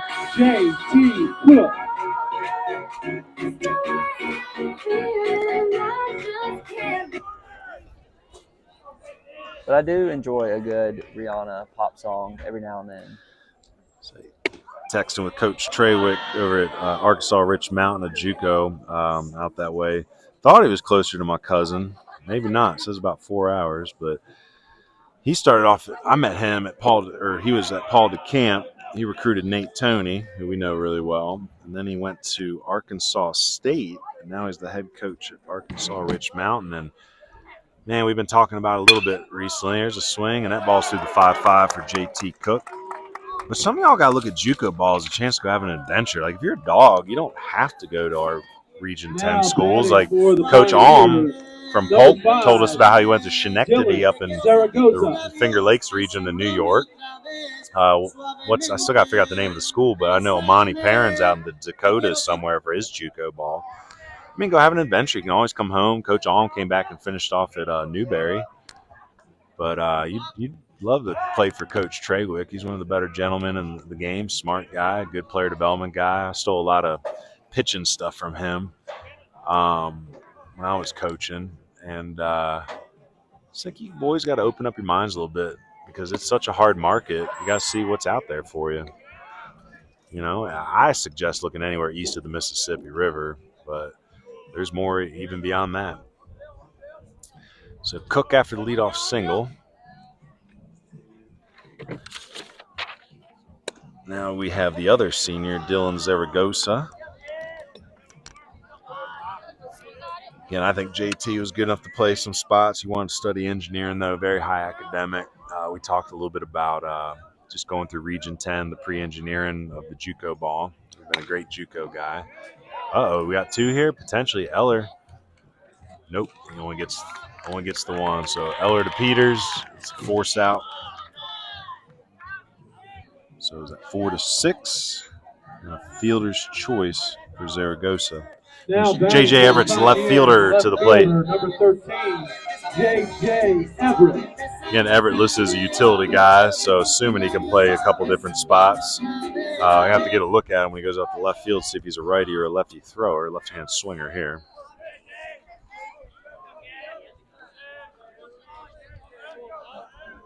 So Everett, a 27 grad. Filling it up. So let me go get a velo on Tibbs.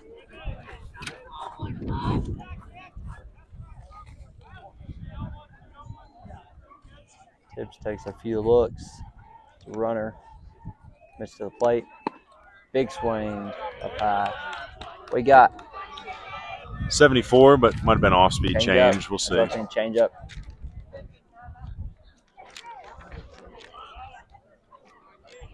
I expect him to spin one back foot here. 83 on the fastball. Yeah. So we said we're probably going to be today about 83 to 85. Biggest thing is trying to figure out if these guys can hold their velo through the game. Last night, Luke Miller did great. He was 80-82 early on. High 70s at the end.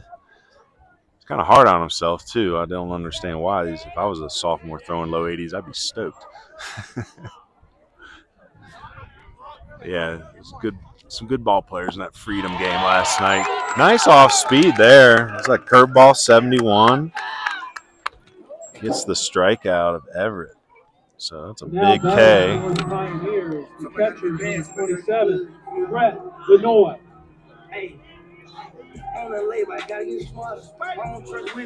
Brings the catcher up. This is Brett Benoit.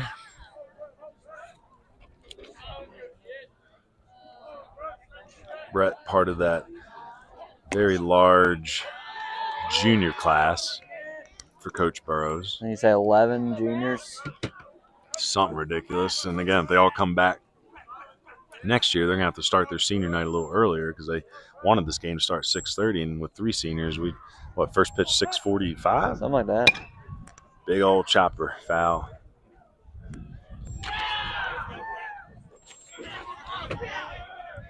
There's that chilliness. I feel coming, son. You see that sun just dipping down in left field. Pretty view. Cedar trees. Does that say Newman's Corner? Advertisement out and left. Living the dream. That's what it says. That's what I'm living. Tibbs delivers. Oh, nice spinner. Stays outside, though. Needs to start it in a little bit more to get a chase. That's some good depth on it. So, again, that's Zaragoza, the right fielder at first base. He reached on the fielder's choice after the J.T. Cook single. That ball, eats him up. Zaragoza's rounding second, chugging hard to third. He'll be in there with ease. Ball hits him. The runners at the corners here with 2 outs. Pioneers looking to try to match the Ashe County solo shot. It's a nice job by Zaragoza taking third. The designated hitter, number 1, Walker Ramsdale. We got a courtesy runner for the catcher. It's number 28, but I don't think Coach listed numbers, did he? Yes, here we go. Miller Hankins. Miller Hankins, the pinch or courtesy runner. So Hankins takes over at first for Vinoy. And we're at the number 9 spot here. DH Walker Rensdell. DH for the pitcher tonight.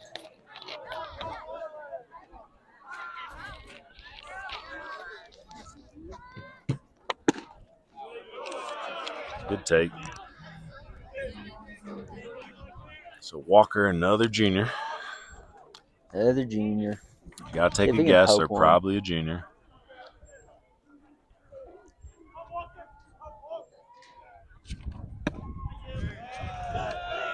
Another take there and a 2-0 count. See if he can pull one down the first baseline with. Is that Cook playing at first? No, that's Gilly, the first baseman. He made a nice play on that foul ball over there, but that one ate him up on that last one. I gave him a hit, though. I'd say hit hard. All day. That ball is a hard hit ball. Qualifies a quab. Quality at bat. A lot of coaches in our area count quabs. Good way to progress in high school baseball. Ball up. So 2-1 count. Hopefully the coach or the umpires got it right this time. You had it wrong. 3-1. Is it 3-1? What do I know? So 3-1. Everybody's got it wrong. That's a strike. So 3-2 count. Rensdell thought he had ball 4. Started his journey down the line before being told to come on back. So now it's 3-2. Runner on first should be going. If he's not, then I don't know what he's thinking.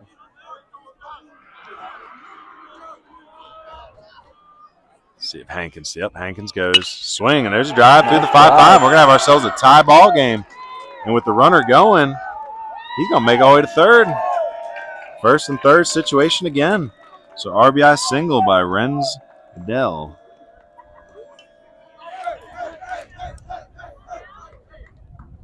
Now batting for the Pioneers. So Zaragoza comes in to score the first run for the Pioneers. And that pinch runner, Hankins, moving on the pitch with it being a 3-2 count. It's first and third. So back to the top for Evan Burrows. Swing and a miss. 0-1.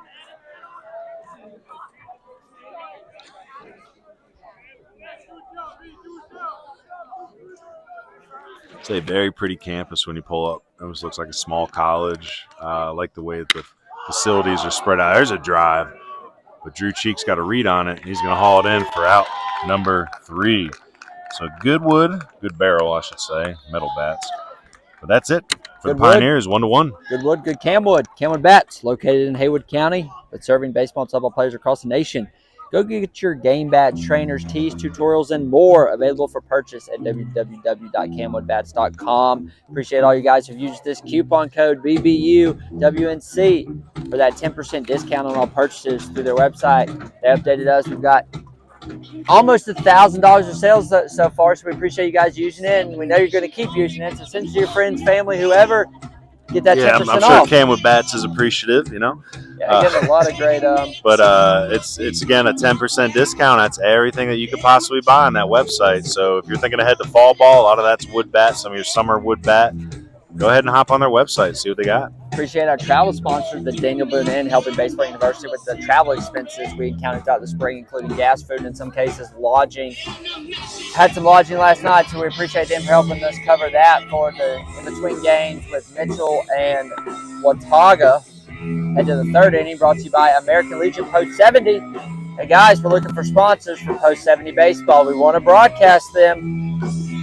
Your business in the Harrisonville, Asheville, Western North Carolina general area, and you want to help sponsor American Legion Post 70 Baseball to get broadcasted so college coaches and family and friends alike can watch, please hit us up. American Legion Post 70 Baseball's had a couple tryouts. They got their team picked. Season starts when, Ryan? Very end of May, I think, is our first game. Last week of May. Number 14, Drew Cheek. Yeah, we got in a little late last night, about 9 o'clock, so a lot of the places already shut down. We found a pretty good little restaurant. What was that called? The Local? The Local, and had some trivia going on, so we answered some of the questions just at our table. Got some of them right. La Quinta Inn was solid. Good place. I'll say before that we did the Hampton Inn for, was that South Iredale? Yeah, between East Lincoln and South East Lincoln Iredale. And South Iredale, St. Gaston. And then the first one of the year I put us in down Shelby. It looked like it's because I told you I stay anywhere with a bed and a yeah, we roof. we tried to keep it cheap, which again most of these have been very affordable. We're not living in the Ritz or nothing, but that first one may have been where you could have filmed a murder film or something. It was rough. There's some documentaries filmed about that little extended stay, that's for sure. Had a oven top in there. Looked burnout as can be. So Drew Cheek up again for second time. Drew having a good game out there in center field. He was walked twice in his first at bat, apparently. There's some discrepancy over the count, but he ended up getting ball 4 and stole second, so 0 for 0 with the stolen base. Second and or third walk. Right here, full count. 2-2 up on their board. I've got 3-2. And that's a walk. Or so we'll find out if they want to argue that again. So 2 walks for Cheek. The senior left-handed swinger heads on down to first base. Say Watauga rocking the light blue, powder blue. Powder blue? Kind of Carolina feel to Not it. a powder blue, not a Carolina blue. More of a Citadel blue, if you ask me. Swing a pop foul back behind us towards the softball field. Luckily, does not hit any of the spectators over there. Yeah, see what happens when you put your backstops next to a concession stand at softball and baseball? It just works. Keeps everybody together, yeah. Great facilities here at Watauga. Condemn them for doing a great job. Tibbs up. Tibbs, the pitcher. And only got one fastball read on him. It was 83. Look at that beautiful sunset going between the mountains. Kind of can't even see the pickoff there. Say Tibbs struck out in the first inning. I'll tell you, I like the pickoff moves for the righties the last couple nights. Miller had one that was pretty solid for freedom. Jones is pretty quick on his pickoff. Fast feet. See, look at that. It's a beautiful sunset. I love that. I'm going to screenshot that one. Kind of looks like the game day flyer we put together. Pop fly here in the middle of the field. Second baseman Burrows calls off Cook. And that is out number 1. Now batting for the Huskies, the third baseman, number 4, Gavin Eller. Say a couple Ellers on the field today. Gavin, the third baseman, and I don't know if it's his brother. Might be. Jordan Eller at second base.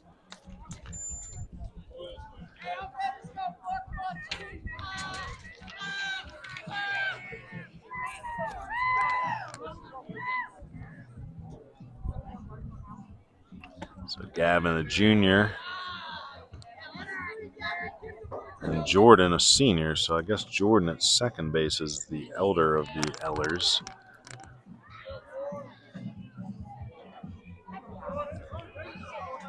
So I wonder if Cheek tries to take a base here again. I can tell that he's trying to figure Jones out a little bit because Jones got a good move. The righty in the box and one out. I don't know if it's time yet, unless you're running like a hit and run potentially. Well, the 1-0 count would be a good time to put on a hit and run with one out. Because you know they're going to try to gun for him at second. There he goes. Swing and a pop fly. You better get back. He's got to get back. And he will. Hauled in there by Keller at third. So 2 pop outs lead to 2 quick outs, and that's Ben Cornwell coming up to the plate. Struck out looking his last time up. And this would be again where you probably go ahead and send your runner, try to get somebody in scoring position with 2 outs. Sometimes on those hit and runs, you know, he gets under that ball right there. It's kind of up in the zone. He pops it up. You want to swing through that ball, and like I know sometimes it's harder to miss the ball than hit the ball for some of these players, but that's one you got to just swing through, take the 1-1 strike, and he had a great jump there. Distract the catcher just enough, you know. Let's get a couple more readings on Jones. Stay back from that net, though. Your radar might break.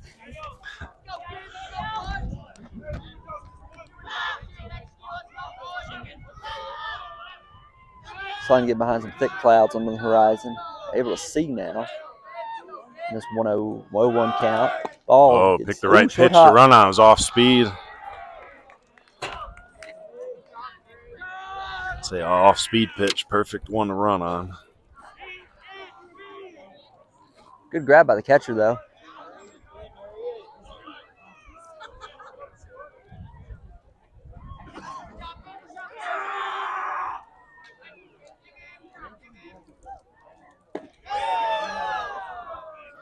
Spins one in there for 1-2.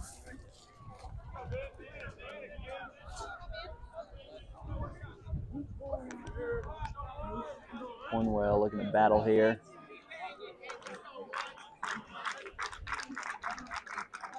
Oh, gets the whiff there. So 79-mile-per-hour fastball from the stretch.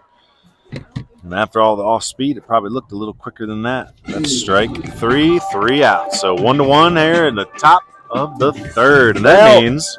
Let's focus on American Legion, our third inning sponsor. Post 70 out of Asheville. Tryouts have concluded. We're excited to hopefully get to cover them. Brian's going to read you a little bit about Post 70 and their coaches. So you got Chris Decker coming back for another year. I know he coached at North Henderson. Is he currently coaching softball right now? Is he their softball head coach? I believe so. And golf? I don't know. But I know Coach well. He coached at North when I was there. Let's see. He also used to be the coach at Post 77 in Hendersonville, which should probably think about getting their team going again with all the demand we saw for Legion trials this year. But he's been coaching. I guess this will be his 7th year coaching American Legion baseball. His first 3 years, he was an assistant at Asheville Post 70, and then he spent a year as head coach of Post 77 before coming back to Post 70 as the head coach in 2023, I believe. Coaching with him is his son, Ryan Decker. Ryan's a North Henderson grad, played at North Carolina Central, D1, along with Jacob Raby, who is also a North Carolina Central D1 grad. And Will Lindsay joins the coaching staff this year, head coach of Brevard High School. A lot of talent on that coaching staff. Former Hendersonville Honeycrisp coach as well. So a lot of talent, a lot of knowledge. Spoke to Ryan the other day. Good to hear from him again. Say Coach King needs to have another alumni dinner or something. I think we missed it this year. There wasn't one. There wasn't one this year. So I know he's been getting busy with his kids growing up. You know, Cal being a 6th grader now. I think Knox is in 4th grade. Does that sound right? Sure. They getting so old on us. Can't even believe Cal's playing at Apple Valley. Nice spinner by Tibbs there. Spoiled by Green. So Green, your Carson Newman commit. Again, Carson Newman, part of the SAC. In Division II baseball, there's a ground ball here, pounded in the grass.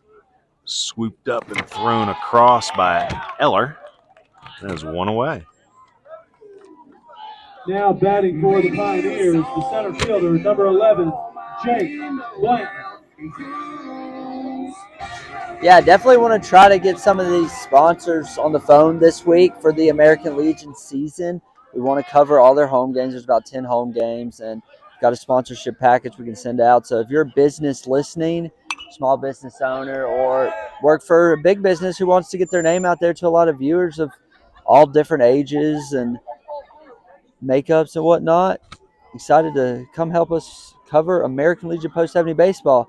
We've been covering a lot of these kids throughout the year and the high school scout and streaming series. So I would love to get to keep covering them throughout the summer as well.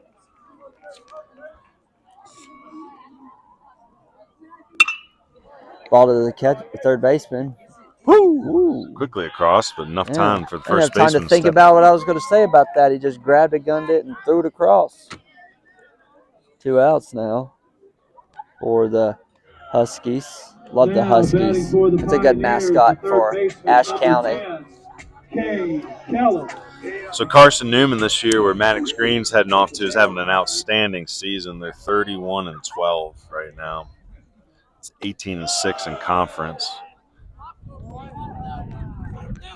I don't know much about their baseball team, or excuse me, their football team, but the baseball team looks like they're doing great. So Keller with the single up the middle.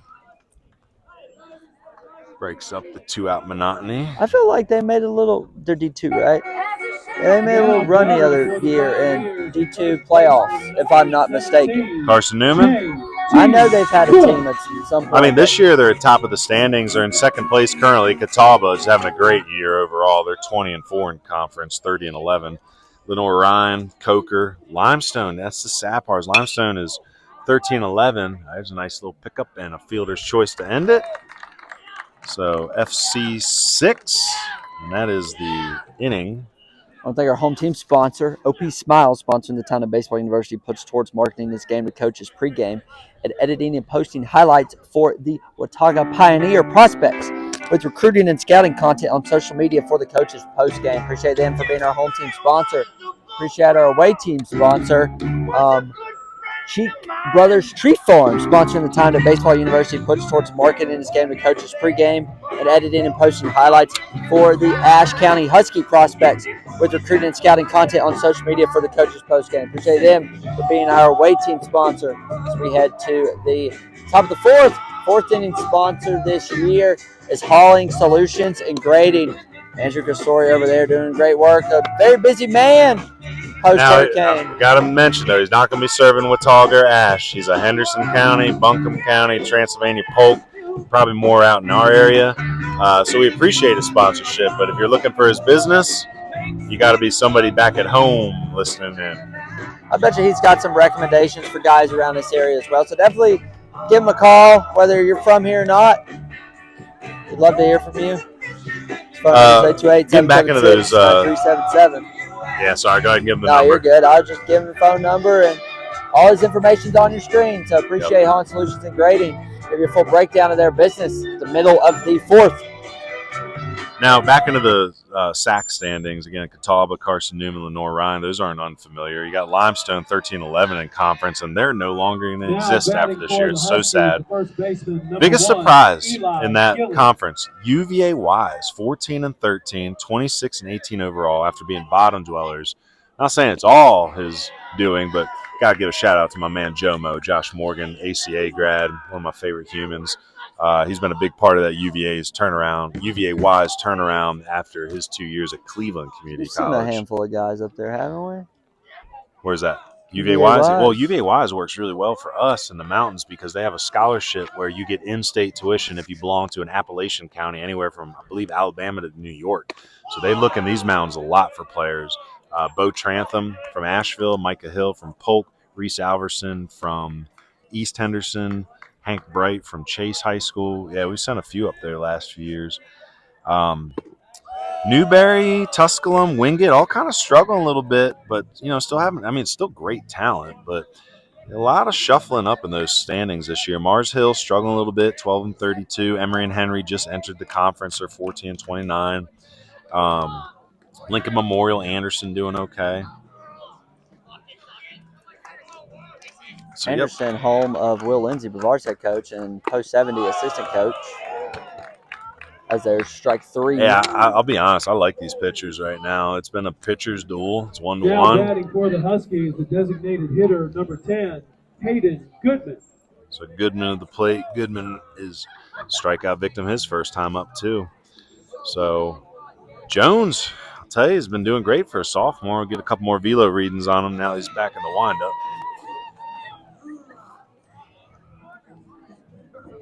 82 on the fastball.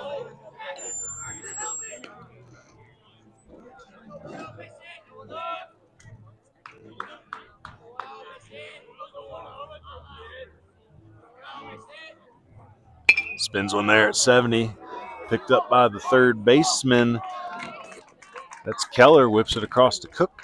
And that's now one out. Batting for the Huskies, the right fielder, number 5, Kai Pennington. So, yeah, Jones has been sitting 82-83 from the windup. He's about 79-80 from the stretch. We see that sometimes. It's just learning to move fast, move like an athlete through that stretch. Kai Pennington up now, popped out to the shortstop in the second inning.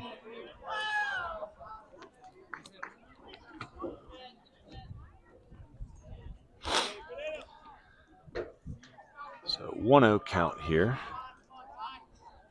Swing and a foul tip right into the mitt.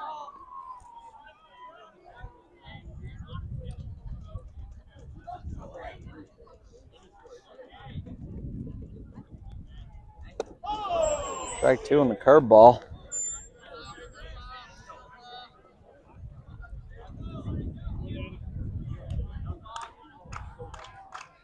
Claps from the Pioneer dugout, and here's the pitch. Oh, swing and a miss. 3.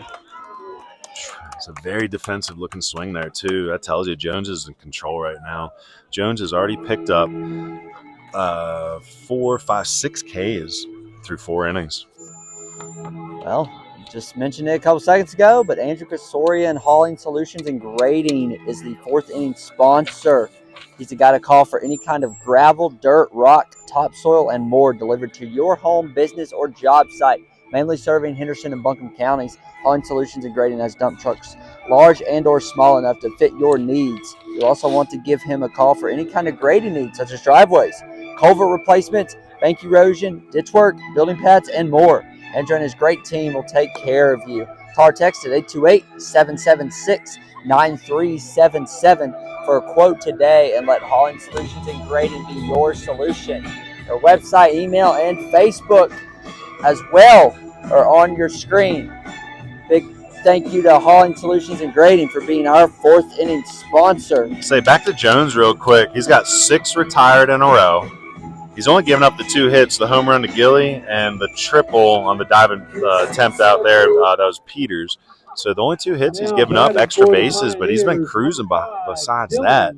On the other side, Tibbs, he's matching them pretty well. He's given up 1, 2, 3, 4, 5 singles, so no extra base hits allowed. No walks either, so Tibbs filling it up. I like that, no walks. Big reminder to answer our trivia question in the chat. It was, what local institution is You told me institution. It was how many years, right? Oh, it was how many years? Yeah, the local institution. Because we were celebrating how many years here? Celebrating 65 years here. How old is App State? When was it established? Because it's celebrating a very prominent birthday this school year. Get those in the chat. We might drop that here in the next few innings. So Dylan Zaragoza, the senior, one of 3 seniors in the lineup tonight for Coach Burrows on senior night. Right fielder. Had the fielder's choice. He actually came around and scored that first run and only run for Watauga Pioneers so far. Chopper foul. So it'll be a 1-2 count. And Hunter is looking at some of the games that are currently going on. See if we have any new finals. No, we mentioned West Lincoln and Pisgah earlier, 3-2 to the West Lincoln. Ooh, wow. Ooh, big That's win. a big Big win. Golly, they big needed strike it. through right Christ here. School wins over Raven Gap 13-12. Now Boy, oh boy, batting did they Pioneers, need that number one. 13, J.J. Everett.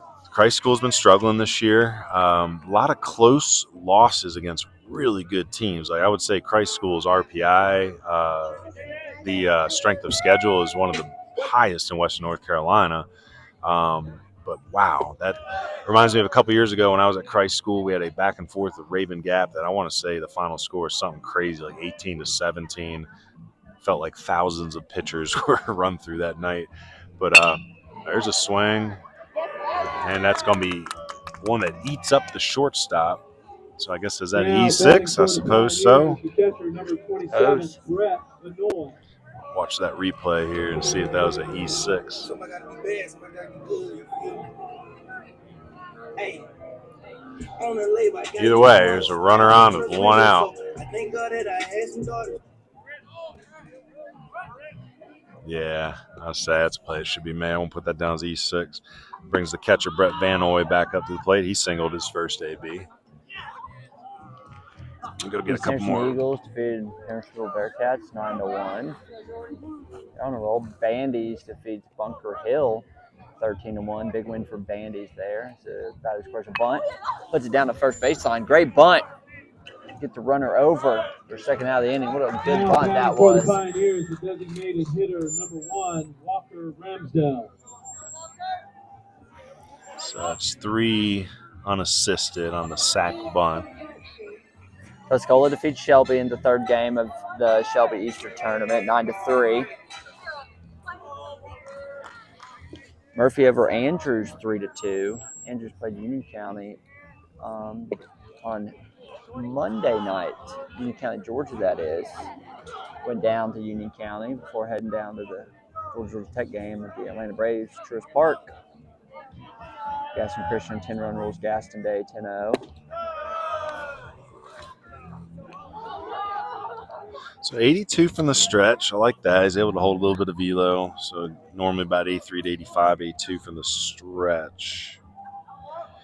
Hunter Huss up on Ashbrook 6-3. There's Gilly drops it for a minute, recovers, and steps on first for the third out. He had 2 unassisted outs that inning, and man, this game is moving so much. Want to help support Baseball University of the Blue Ridge? Visit our Patreon at www.patreon.com/bbuniversitywnc. The more financial support Baseball University of the Blue Ridge can earn, the more coverage of Western North Carolina baseball we can bring you, including the Western North Carolina College Tour Series, Western North Carolina High School Scout and Streaming Series, American Legion Post 70 coverage, weekly media content, highlight films, and more. Choose which tier is right for you at www.patreon.com/bbuniversitywnc.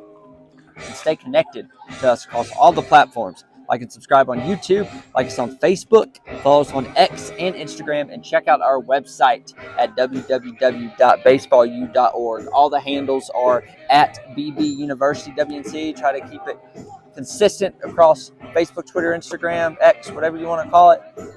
We head to the 5th inning now, brought to you by Nova Pitching Performance. They got a new customer. Yep, Peyton Maven's hanging out with them today, and I think a lot of y'all young pitchers should hit him up, Coach Anthony Payne, and see what he's all about.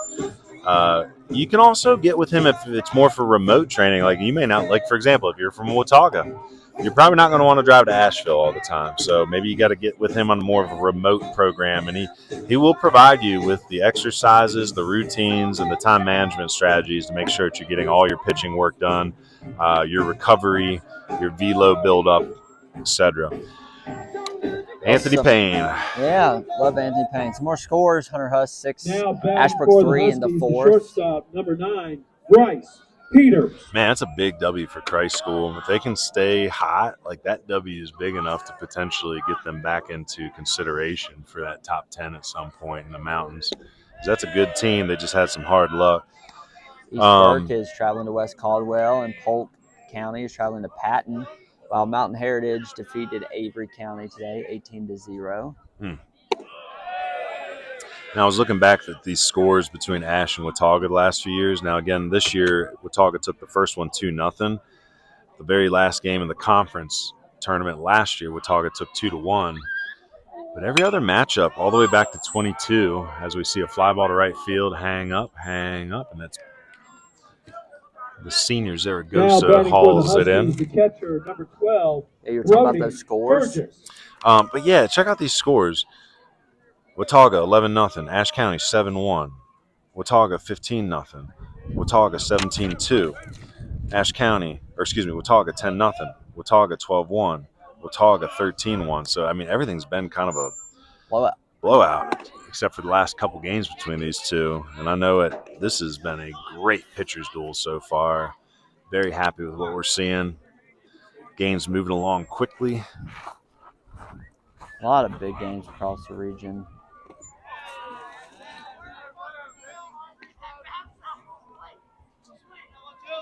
Maiden's up on Newton Conover 2-1 in the second.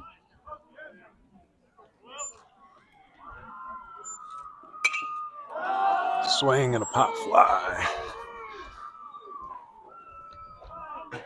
So that hauled in by Burrows. That was a calls good off the first baseman. play there, calling the ball off and being very vocal about it. Love to see that in high school baseball. That Bermuda Triangle can be heck to pay if you don't have a second baseman that can take command and come across and get it.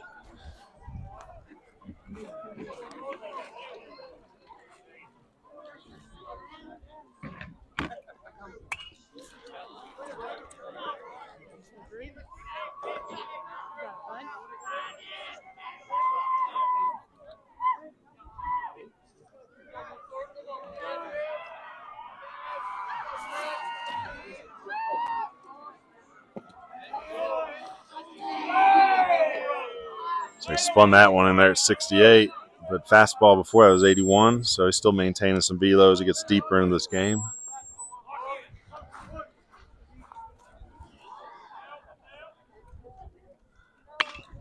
The ball. There's a changeup there. Field. It's going back and Drew Cheek. And it's gone. Oh, he's going to be blushing after that one. Drew Cheek. That was a changeup, too, that hung up there. 72. Stayed up. Didn't fade as much as he had hoped. It's timed up for the fastball. Gets the barrel out in front of it. And that is a big swing from the Bluefield State commit, the Big Blue, future Big Blue, Drew Cheek. That was a 2-run bomb. Burgess was on. 1-run bomb. What happened to Burgess? Yeah, we have to go back and see how he got on. I don't know what I was. The foul pop? Yeah, that was a pop out. Yeah, that was the PO4. That's what I thought. It was a pop out and a fly out. Sorry. Scoreboard, home team scoreboards confused me for a second, folks. Said 3-1 up there. I swore there was nobody on. So Drew Cheek with the big blow right there. Home run to right field to put Ashe back up 2-1. Say Coach Chino's got to like that one up there at Bluefield State. The Bluefield State Big Blue, right? I'm getting that right? You might as well it's the Great Dane. ask for $50 to be a sponsor of this. Well, we got two commits. And I know that if Coach is peeking in, he's probably trying to learn a little bit about both these pitchers because Tibbs has been pretty solid. And Jones, for a young man in that 27 group, he's one to track. So Tibbs, the junior, and Jones, the sophomore, been going toe for toe, K for K, ground out for ground out, up until the Drew Cheek tater. There's a swing and a drive. That's going to be into the gap. Oh, and Tibbs is going to help himself out here. Round second. Oh, good idea, though. Good idea. Slowing up. Good on the coach. Say Tibbs had a tough day up to that point, the K and the pop-up, but slices the gap wide open with that double. And let's see if he's got a runner. Yep, Tibbs is going to come back into the dugout. Looks like Riley Estes is going to be his courtesy runner. So a chance to tack on some insurance with 2 outs. If Eller can, Gavin Eller can get a timely hit here.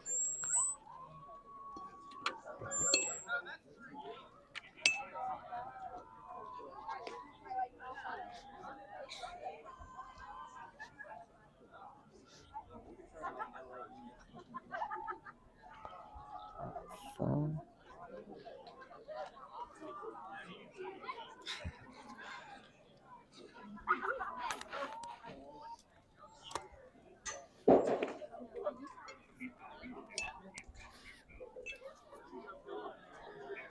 we got one mound visit left. I don't know if they count those in high school or not. See, I'm not going to tell you what I'm texting, but this is what I like, is when I got coaches asking about certain players that I can go talk to after the game. I love it. I like what he said. Love you, Coach. All right, like I said, I don't want to give anybody's recruiting tips away, but let's just say that Tibbs is a good dude up on the mound. He's throwing hard, and he's going to be one that's going to get coaches to take a peek. No, we love you, Coach. Appreciate you saying that about the $50, giving all the free publicity to Bluefield State. Great organization. Oh, yeah, well, there you go. Give it away, but that's okay. Sorry. Hey, but look, I will say, you kids have got to open your minds up to the schools out there. I know there's some schools closing at that private level. Oh, I thought I hit a camera for a second. I know it.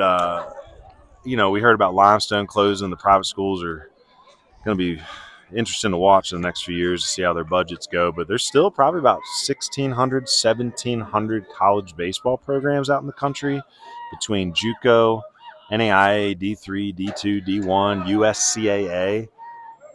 There's some independent teams in that NCCAA, but it's all affiliated in that aspect. And you kids have got to open your minds. Like, again, if you're going to college to become young adults, you can't be freaked out by a 2, 3, 4, 5, 10-hour drive. A lot of great, what was the one boy last night? Kyle Self, the senior for Freedom. He's going to Minnesota North Vermilion. Dig it. Some of the nicest people you'll meet up there. We'll have to do a podcast with Coach at some point. Maybe throw some of these highlights in it, make some content for the Patreon. Say the sophomore looks like he might be getting a little gassed here. Again, that's the pinch runner. Estes out on second for Tibbs. It's a 3-2 count, so not a running count with first base open. Yeah, base open. But Eller being your four-hitter, if you don't feel comfortable, just put him on. I wouldn't give him anything to hit here. I'd give him something spinny. Oh, he goes to the fastball, and that might be a huge mistake. Yep. That one's going to come back to bite him. Eller with the double. Back-to-back doubles by Tibbs and Eller are going to put that insurance run in. It's 3-1 now. Now batting for the Huskies, left fielder, number 11, Ben. Again, Jones having a good game, but he should have spun something there. Worst case scenario, it's first, second with 2 outs. And you got Cornwell up next, who you've struck out twice. So not the best pitch selection there, but hey, it's okay. It's high school baseball. These are those things, though. I'll tell you, I'm not saying he will or won't, but those are those things that if you're a good pitcher, like, you go home and journal about that. I know that sounds lame, but look, Cal Riley, Mitchell Whitener told me this when he was coaching Legion up in Haywood. Cal Riley would have a journal with him everywhere he went. He would write down every note after every AB. And, they'd be going on the bus to play somewhere, and he'd just be sitting in that book. He's like, what you looking at? He's like, I know I faced this pitcher a few times. I'm going back through my old at-bats versus him. That's something as a pitcher, hitter, you go back and you look at approach, you look at selection. A lot of our guys have the stuff, but and you're not going to be perfect in baseball. This is a game of failure. But those who truly excel at the next level are those who adjust. You make your mistake. Like, one thing I love to do when I'm scouting, this is something I love about Braden Korn, by the way, because when Braden was playing in that Honeycrisp league, I was coaching against him and scouting him at the same time. And I remember we were playing them down at Big League Camp, and I called the pitch. I was calling the pitches. I know Braden really well. Went after him on a high inside pitch with 2 strikes. He struck him out. The next bat, he ripped one off the fence for a double, and his third at bat, he hit a giant home run. So he knew. He went back in that dugout, and he knew it was a mental battle at that point, and he won. So, Braden, if you're listening, I know we got you struck out on the one. I felt great as a pitching coach, and then I realized that you're probably the smarter ball player when you threw those taters out later in the game. So, new pitcher here for Watauga. This is number 10, Cade Keller, coming in the pitch. So Cade was our third baseman. Moving over. Hey, guess what grade he's in? Oh, he's a junior. Yep. I'll put my life savings on it. So But that's got to be fun as a coach to have 11 guys in a singular class because, you know, they played together for a while. They're still sticking with it. And they're going to come up, and they've got this year, a little struggling this year, but not too bad. Going to learn from it going into next season. This is a strong team. They're going to be all right. I'm not sure where everybody moved around in the infield. I'm not sure if – I guess Jones is out of the game. Does that mean the DH came in for him? Is that – say that might be Rensfeld that took over at third base. We'll find out here in a minute. Look for numbers. We'll get a final line on Jones here in just a minute and let Keller get a few pitches in first. Nice spinner there. Had good depth. Yeah, might as well check. I don't think he went, but he should have checked. But they gave him the strike either way. I'll say some good depth on that.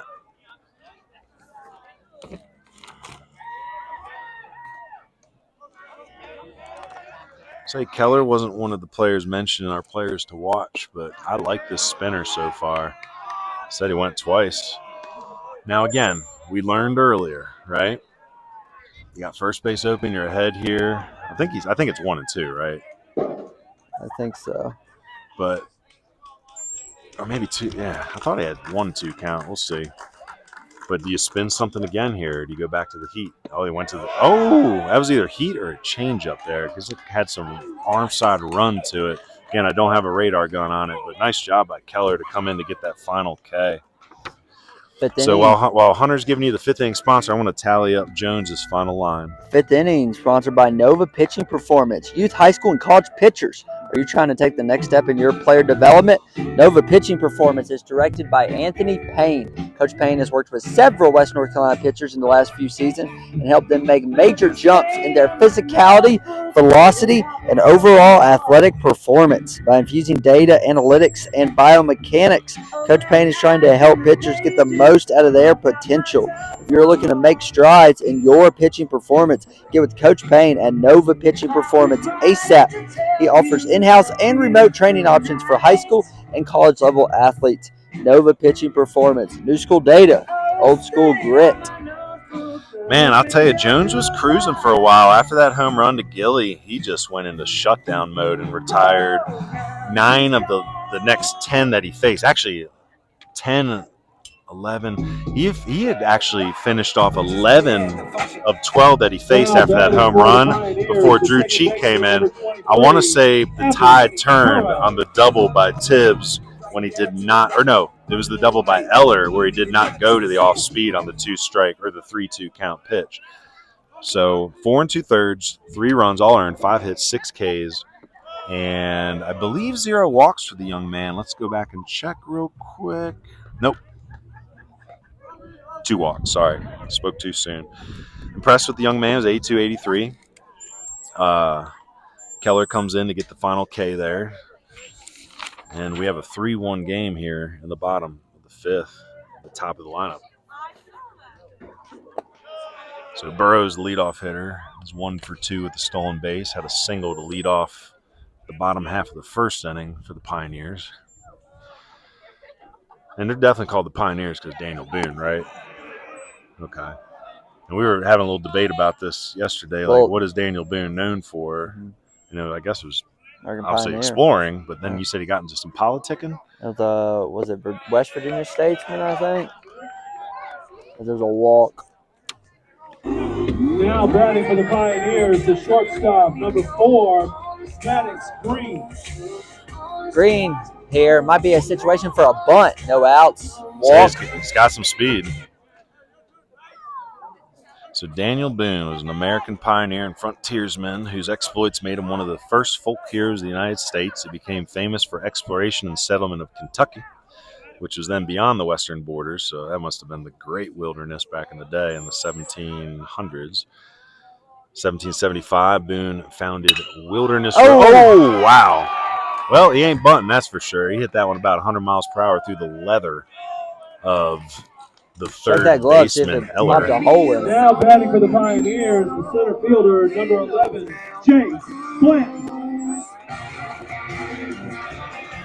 So Tibbs here is going to have to knuckle down and try to keep this lead because the tying run is now on first base. Pitching coach coming out to talk to Tibbs for a second. But yeah, back to Daniel Boone for a minute. Seems to be a lot of references to Kentucky. He exported a lot of Kentucky. He died in Missouri, actually. Resting place is actually, he may have died in Missouri. Oh, wait, it says resting place, Frankfort Cemetery or Old Bryan Farm Cemetery, Marthasville, Missouri. So I guess there's some debate on where he's buried. Let's see here. Had 10 children.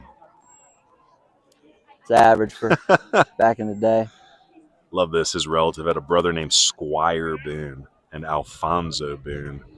Or no, that was his grandson, was Alfonso Boone. Occupation: hunter, soldier, politician, surveyor, merchant. Oh, yeah, he did fight in the Revolutionary War. Why can't they pay me to hunt? Well, yeah, so Daniel Boone. Again, we thank the Daniel Boone Inn. Maybe y'all are watching the game over there.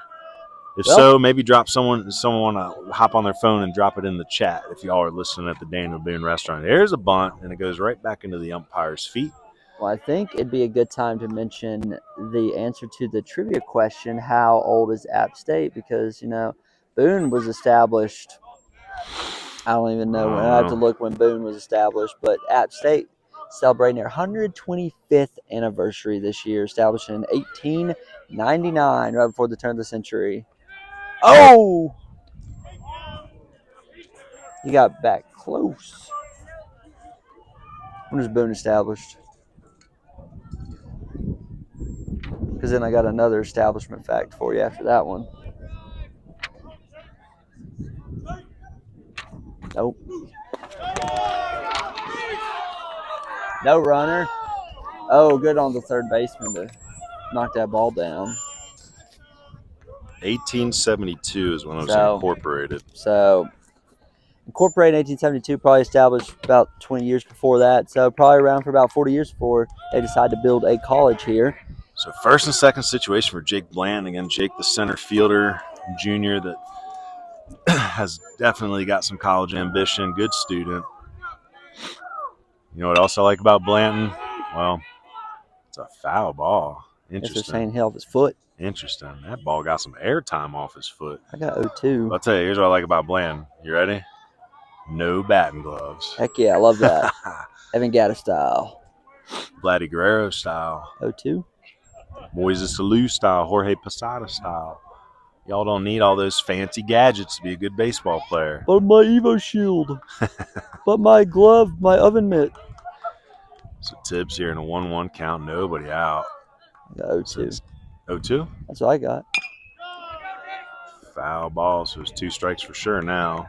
Hunter's got 0-2. The board out there says 1-2. Let's see how many fingers the umpire throws up. So again, Burrows at first, Green at second. Or excuse me, other way around. Burrows at second, Green at first. Well, as for the defensive team, their school wasn't established until 1999. They were consolidated of Ashe Central, Beaver Creek, and West Jefferson high schools. Swing, that's up the middle. That's going to score at least one. Cheek's going to hopefully get it in and hold that runner so he don't go to third. Good. So RBI single by Blanton. Now batting for the Pioneers, number 10. That scores Burrows, Speedy Burrows, from second base. And Green stays at second. Nice job by Cheek just to get that ball back in, knowing that Burrows had plenty enough speed to score on that single. It brings Cade Keller, your current pitcher, to the plate. He's 0 for 1 with a single. So nobody out here still. Now the bunt comes out. Tibbs off the mound. No one's at first. Tries. Does he get back in time? He does. So Gilly and Tibbs both went for it. Don't know where the second baseman was there. Able to get it back just in time for the 1-3 sack bunt. J.T. Cook. Everybody moves up one now. And with only one out, JT Cook, the big, strong first baseman, has 2 in scoring position.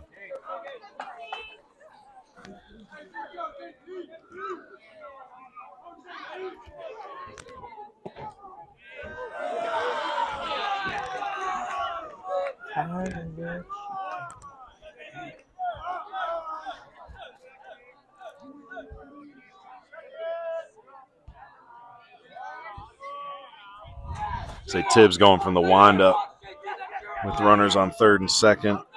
I don't like that as a pitching coach. I still want my guys going from the stretch. I just don't know what that does for a secondary lead for your runner at third, you know?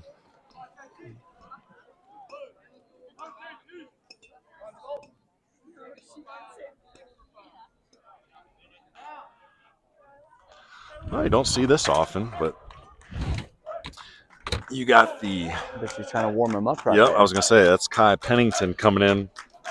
Talented pitcher. So they're probably... So it's going to be one of those replacement... You can re-enter, right? So Estes goes in for Pennington. Pennington's probably getting loose. Tibbs going to try to get out of this on his own if he can. Right now he's got a 2-0 count. 2-0 count. 2 balls, no strikes.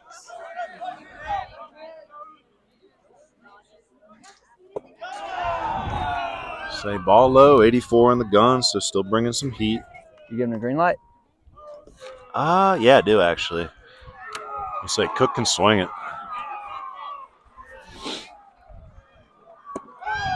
84, but don't matter much when it's not in the zone. So 4-pitch walk sends Cook down to first. And that brings Dylan Zaragoza, the senior, to the plate with bases loaded. So infield's in. And this might be one of those senior moments, not the kind you're probably thinking of with that phrase, but we're talking about senior night, and maybe some celebratory heroics are in line for Zaragoza.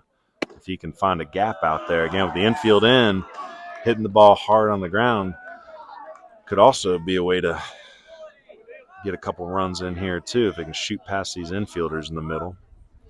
So you got to be decleating and ready here if you're Ashe County.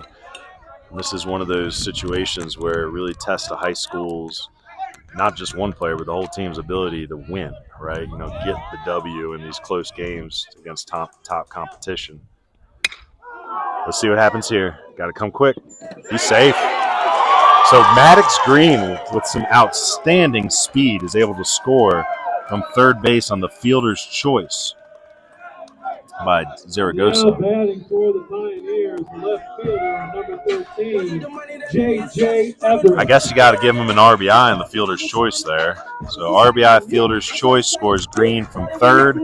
He's fast. It was a contact play. It was hit hard. It kind of got the shortstop.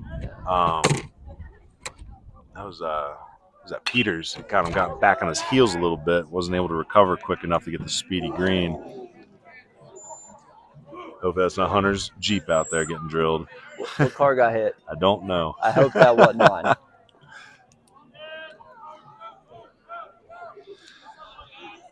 All right, so base is still loaded. 1 out. This is J.J. Everett up at the plate now. Pickoff attempt over third. The old leg lift and go. Not successful.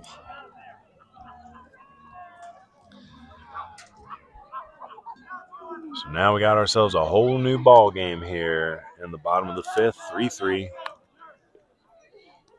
Tibbs still out there. Swing. That's a drive into right field. That's going to score 1.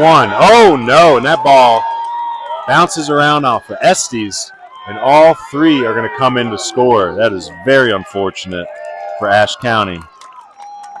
So J.J. Everett with the 2 RBI single, even though 3 score. It's going to be an E6 on Zaragoza coming around. Now batting for the Pioneers, the catcher, number 27, Brett Benoit.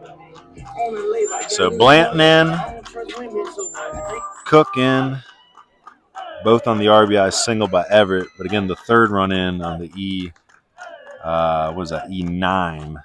So that did not work out well for Ashe County. They removed their right fielder to try to get him loose to get him into the game. Right fielder ends up making an error for the extra run to come in. Tibbs probably in just a little too long.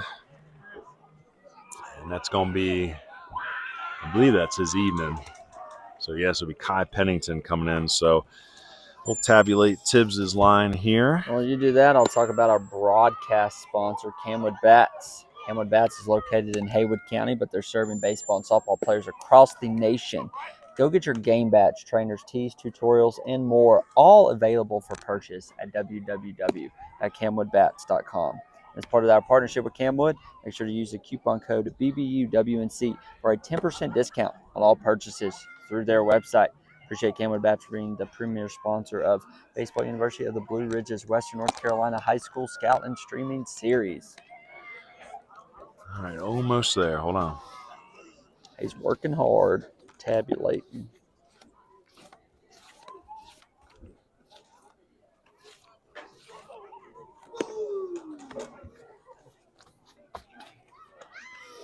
All right, some interesting numbers here for you. How many outs we got? Just the one, so it's 4 1/3. Gives up 7 hits, 6 runs, 5 earned, 2 Ks, 2 walks. But to make note, he didn't have a walk until this inning. So he'd been filling it up. So 4 solid innings for Tibbs. 5th inning gets away from him a little bit. 5 runs in here in the 5th. So score's been tied, and then the lead relinquished on the single by Everett. Scores 2 via the RBI and 1 unearned after the right fielder Estes kicks it around. Huskies, Everett makes it all the way to second base as well on that E9. And 1 out, run around second, and Kai Pennington now in. So we'll let Pennington get deeper into this inning. We'll get out and get some radar gun readings on him as well. Oh, back into the net. Good thing I wasn't standing there. Could have taken one into the teeth. I always get got on those YouTube videos where they're showing you something and then someone hits a foul ball into the phone camera. And I jump because I'm not expecting it. So Banoy, the catcher, up. Banoy is 1 for 1. Had a single in the second inning and a sack bunt in the 4th.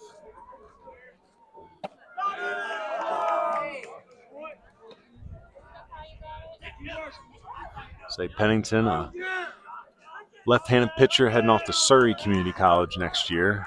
It's the second lefty out of Ashe County to go to Surrey in as many years, with Hayden Jenkins ending up there last year.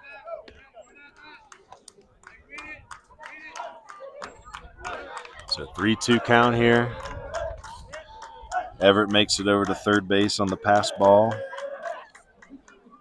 So a little sloppy here for the Huskies in the 5th inning. That's ball 4. Banoy going down to first, and I think his courtesy runner Hankins will come out for him again. Yep. Now batting for the Pioneers, the designated hitter number 1, Walker Ramsdell. Yep, so Rensdell still in the game. I'm guessing that he entered into the game when Jones was pulled. He's probably your third baseman is my guess.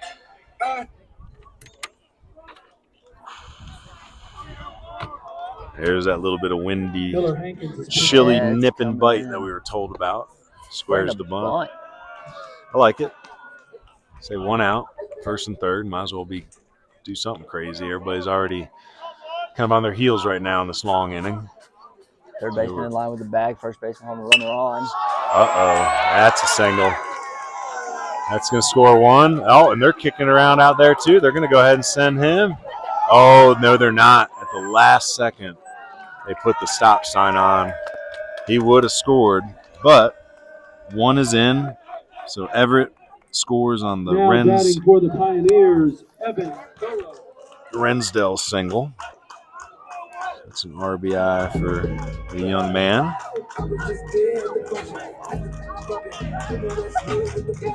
So he makes it the second on the throw, but I'm giving him a single RBI, Rensdell. And the pinch hitter, Hankins, all the way to third base. So again, Watauga, good baseball team, showing you what the future might look like with all these underclassmen, all these juniors. We're back at the top of the lineup here. And that's Burrows. So Burrows, a switch hitter up there, right-handed. It's an RBI single. Now batting for the Pioneers, number 4, Maddox Green. Shoo! All right, so 1, 2, 3, 4, 5, 6, 7 runs in here in the 5th inning. So a game that Ashe County was up 3-1. Now they find themselves down 8-3.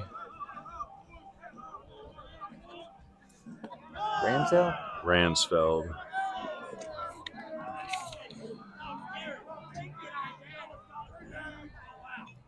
Ransdell, Ransdell, sorry. So 2nd and 3rd. A better time than ever to get out there and get a radar gun reading on the kid.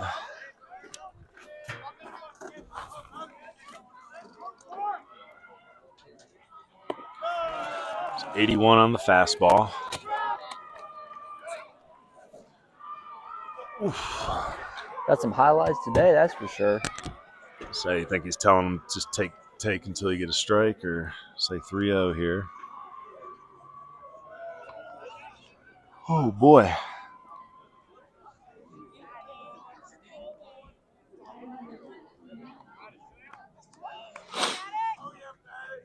Say Maddox Green. He's going to take ball 4.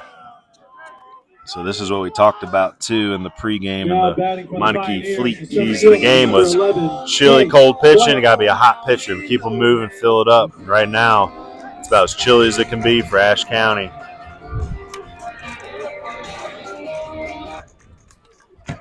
So Jake Blanton up for a 4th time. He's 1 for 3. Had an RBI single in the 5th. Infield's coming in.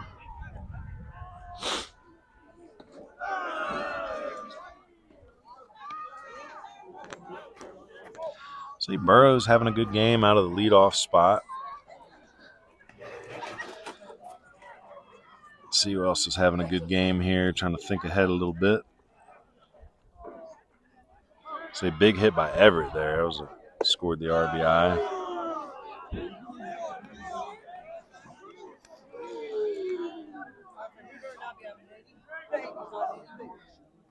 Say Ransdell has had a good game out of the 9-hole too. So this ain't going to be an easy CamWood Bats player of the game decision. Whole team deserves it. Team effort win here if they do get to that point. Bases loaded. Pennington having trouble finding the zone here in relief. Again, been a long inning for him. He came in out of right field, had to warm up, ended up entering the game.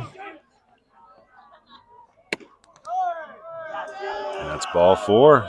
It's going to be an RBI walk. Now batting for the Pioneers, number 10, Kay Keller.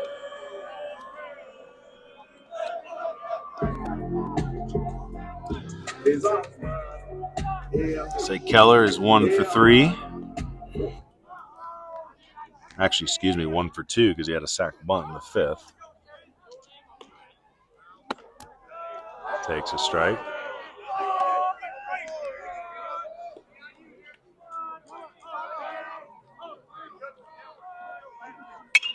Pop fly back on near the softball field. It's going to be on the softball field.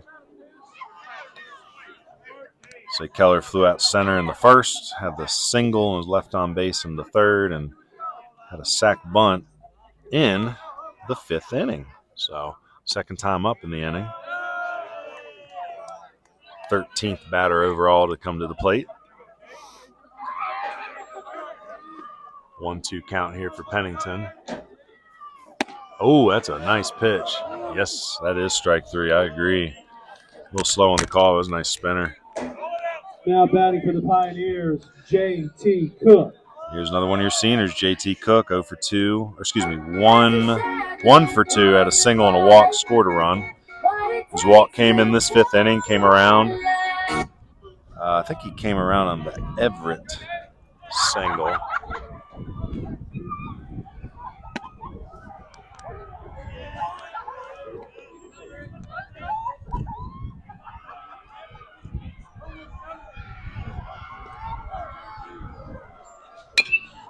Chopper. Peters better come in. He's going to throw across, and he gets cooked by a step. So that is finally the last out of the 5th long, cold inning. Well, I want to thank our travel sponsor this evening, Cheek Brothers Tree Farm, sponsoring the time that Baseball University. Where am I at? I'm not a travel sponsor. Travel sponsor tonight is the Daniel Boone Inn. Well, let's read you a little bit about Daniel Boone Inn.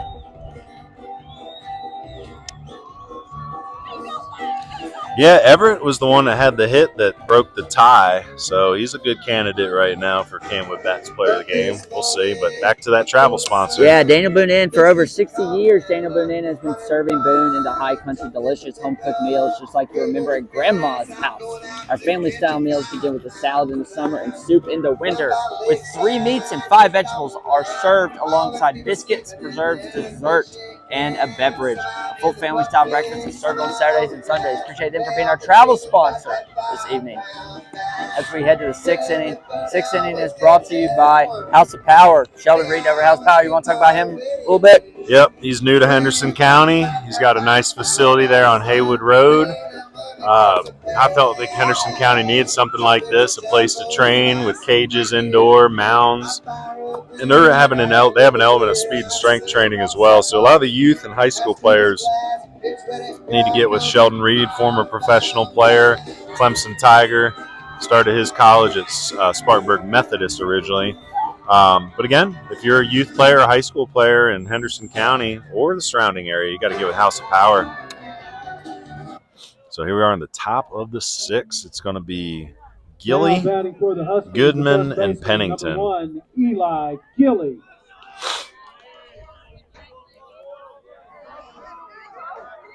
So Gilly, he had a big swing to start the scoring for the Huskies in the 2nd inning with that solo job. 1 for 2 with the homer and a K.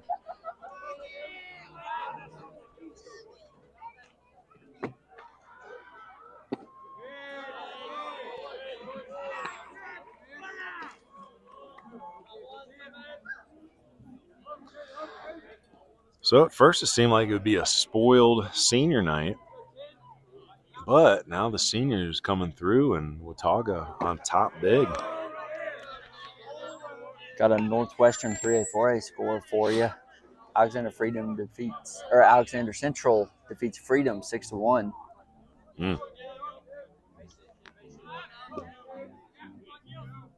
We got another big score for you, and I think this will help solidify them in the number 1 spot again this week in the mountains. East Rutherford defeats Naples 17-0. Naples out of New York.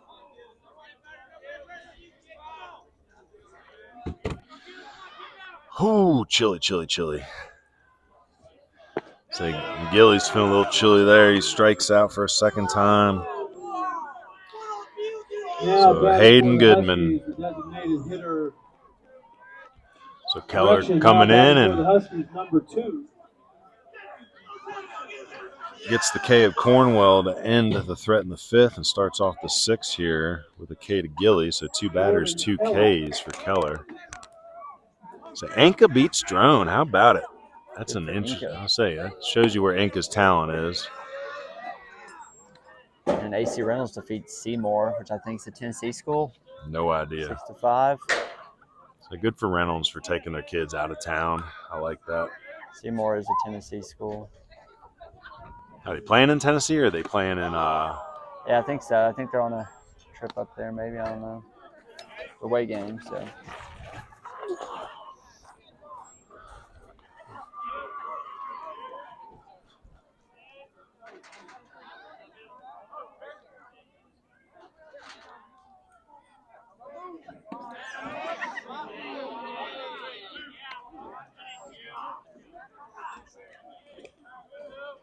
Made and extended that lead 6-2 over Newton Conover.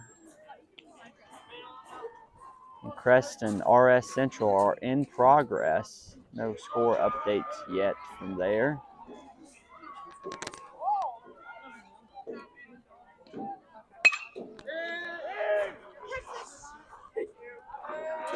Line out to right for the 2nd out of the inning. So 82 on the fastball by Keller there. Again, he's a junior. Now batting for the Huskies, number 5, Kai Pennington. You know, I'm looking around, and these boys definitely must be used to this high mountain weather, because I don't see long sleeves on like anybody out there. Maybe the hitter here, but it's just one of those things where I'm starting to feel it. I mean, I know they're moving around out there, but that's not even long sleeves on the hitter. That's a 3/4 just compression shirt. That's not even the warm cold gear. Yeah. So yeah, these boys got cold and they're cold-blooded. So like rough, cold-blooded up here. Say Pennington ahead 2-0. What's your count? I got 0. That was a ball right there. I got 1-1. That's not ever accurate. Don't trust that. It's behind. Oh. Stays behind one. Flips out to left field. Is it going to hold up? No! Dive out there by Everett. And that ball's going to get to the fence, so it's going to be a double for Pennington. Kind of just slapped it out there. Got a little bit of barrel just out of the reach of Everett. I love that attempt, though. Like, he made the dive at the right time, and it just hit off that glove. Bryce Peters. Kind of looked majestic. Like, did that look in slow motion to you? That dive kind of looked like he just floated there. And he was setting up in the gap, so it was a long run. Yeah. It just like long, lazy fly ball, and he just barely misses it. So here's a shortstop, Bryce Peters. That ball is going to get away from the catcher, Vanoy, and that's going to allow Pennington to move up 1 on a pass ball.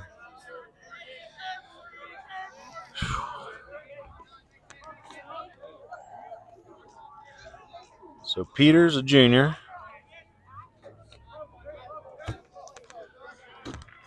Oh, yeah? Yep. Well, it's on the Ashe County side this time, so a lot of juniors in this game. So good little heat from Keller. He's 82 on the last fastball. See where he's at now.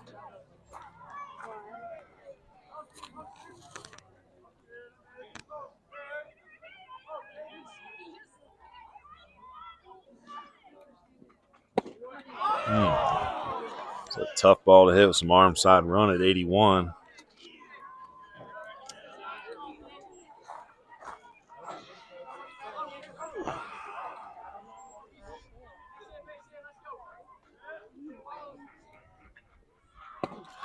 Ooh, nice spinner there. It was tight. That was like 75 mile per hour. So, I mean, that's more of like it's a tight slider, maybe more a cutter.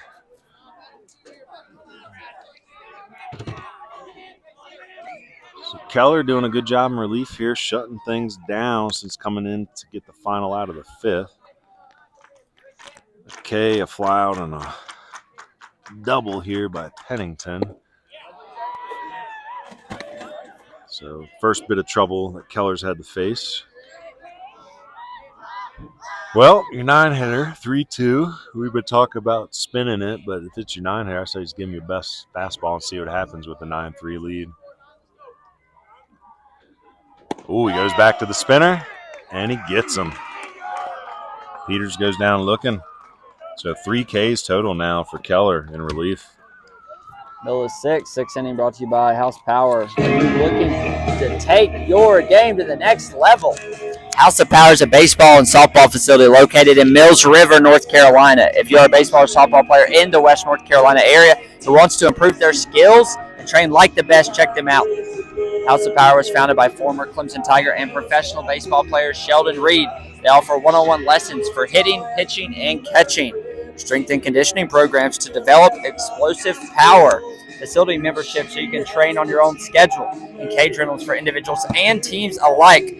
Conveniently located in Mills River, North Carolina. Check them out online at hophendersonville.com. That is hophendersonville.com. As part of our partnership with House of Power, make sure to use the coupon code BBUWNC for a 25% discount on your first lesson.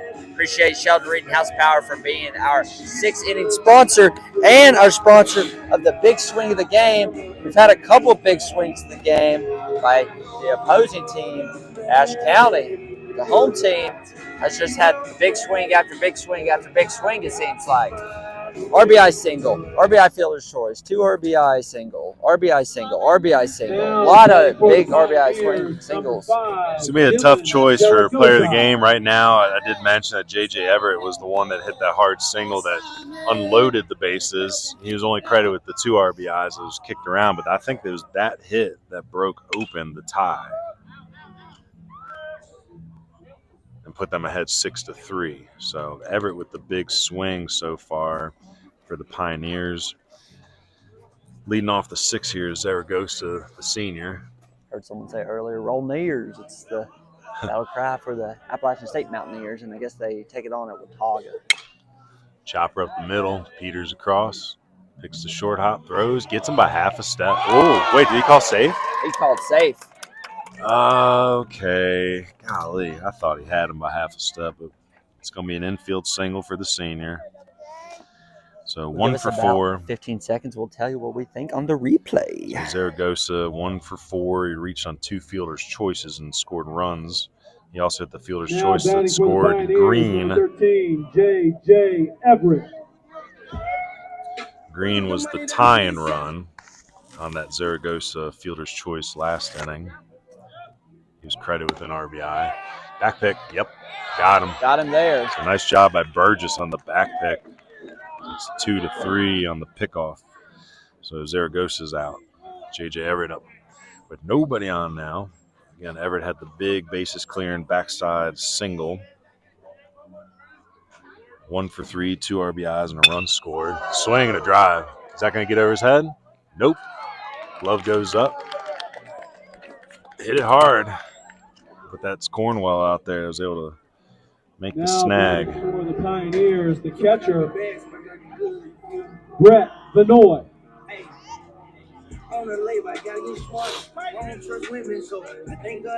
So the catcher, Brett Vanoy, up.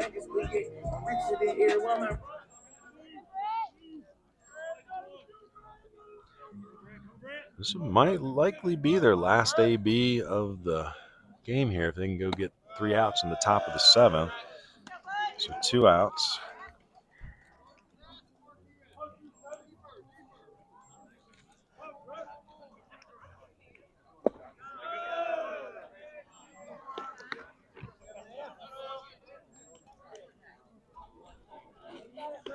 So Pennington still out there for the Huskies. He's got 2 quick outs, one via the pickoff, one via the fly ball.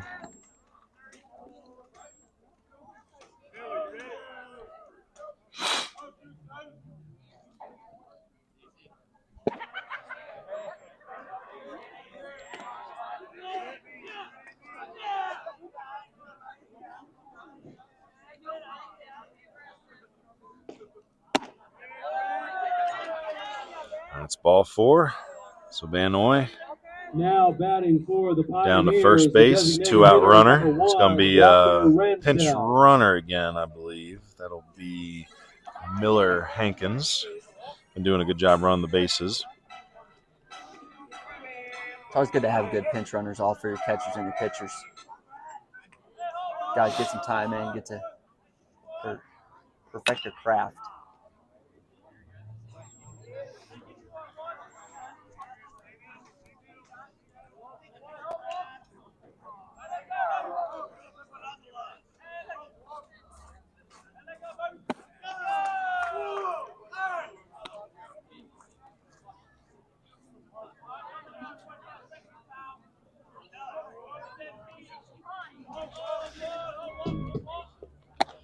So this is Walker Rensdell.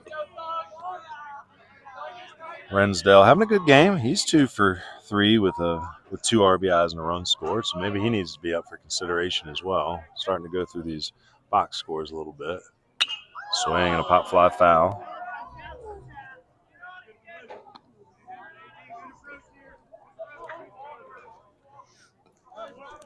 He's wild again. Goes behind his back, hits the backstop. Run gets into second. And so it's that pinch runner, Hankins, heading down. Was that a wild pitch or a pass ball? Okay. Yeah, he threw it way behind him. He threw it almost at me. See my red hat down here. And there's ball 4. So Rensdell, Now sorry, batting for the heads down to Pioneers, first base on a number walk. 23, Evan Burrows. Brings Burrows back up. He's a switch hitter. 2 I out love it. Like rest. when he came up the last time, I was like, wait, what's going on? He was batting lefty. I was like, wait a minute, left-handed pitcher. We got ourselves a switch hitter. We don't see it a lot in high school. Swing and a pop-up.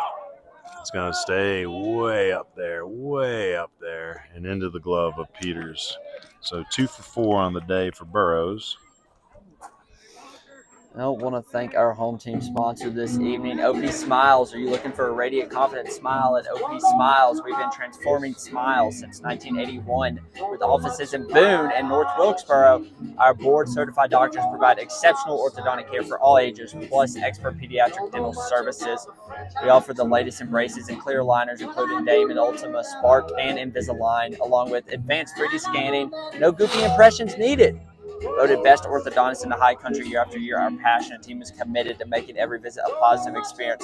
Visit opsmiles.com and see why families trust us to make every smile extraordinary. OP Smiles, where beautiful smiles begin. And we want to thank our away team sponsor, the Cheek Brothers Tree Farm. We're a family-owned and operated supplier of high-quality North Carolina-grown Fraser fir Christmas trees, wreaths, and garland. Our trees are grown in the beautiful counties of Ashe and Watauga in the Blue Ridge Mountains. We work with many small and medium-sized garden centers and independent retail lot operations all over the eastern seaboard. We strive to provide our customers with fresh, top-quality products in order to maximize their profits. We have many great options available to fit all budgets and even customized grades for specific customers. Our goal is to be on the same page with our customers to meet their specific Christmas tree and greenery needs. We always try to do more than is expected. Appreciate Cheek Brothers Tree Farm being our away team sponsor as we head into the top of the seventh. Seventh inning is sponsored by Chad McMahon State Farm. Chad McMahon State Farm is located in Haywood County, but he serves all Western North Carolina. Give him a call. Send them a text, 828-452-0567. You can also feel free to stop by his office over in Waynesville if you want to speak to him personally. Get you some great service, like the jingle says, like a good neighbor. Now State Farm batting for the there. Huskies, number 12. All right, here we got to talk. Here's your line so far offensively. Burrows, 2 for 4, 1 run, 1 stolen base, 1 walk, 1 RBI. Max Green, 1 for 3 at the run and a walk. Blanton, 1 for 3 at the run, 2 RBIs and a walk. Keller, 1 for 3 and a sack bunt. He's also your pitcher here, who's been dialed in. JT Cook, 0 for 3 at the walk and a run. Dylan Zaragoza, 1 for 4, 2 runs and RBI. JJ Everett, 1 for 4, 2 RBIs and a run, but that was the 2 RBIs that broke the tie. Vanoy, 1 for 1, 2 walks and a bunt. And then out of the 9-hole, Rensfeld, 2 for 3, 2 RBIs, 1 walk and a run. Almost leaning towards the game-winning hit with Everett. Yeah. But you also got Keller here who comes in. He's going to be your winning pitcher, and I know you hate that. Yeah. But you're also looking CamWood at Bats – I know, but you're also looking at if he gets a clean inning here, it'll be 2 1/3. He's already got 3 Ks collected. Himself, he was 1 for 3 with a sack bunt, so not an exciting line. So we'll have a little debate on this. We'll see how it goes here. Swing, pop fly, center field. It's going to hold up there for Blanton. So 1 up, 1 down here in the 7th, and 2 more outs for a celebratory senior night for these Watauga Pioneers. And I'll bring Drew Cheek to the plate. Man, I'll tell you, if Drew was on the winning side, he'd be up for a debate because he's 1 for 1 with 2 walks, 2 stolen bases, and a solo bomb. So good game for Drew Cheek.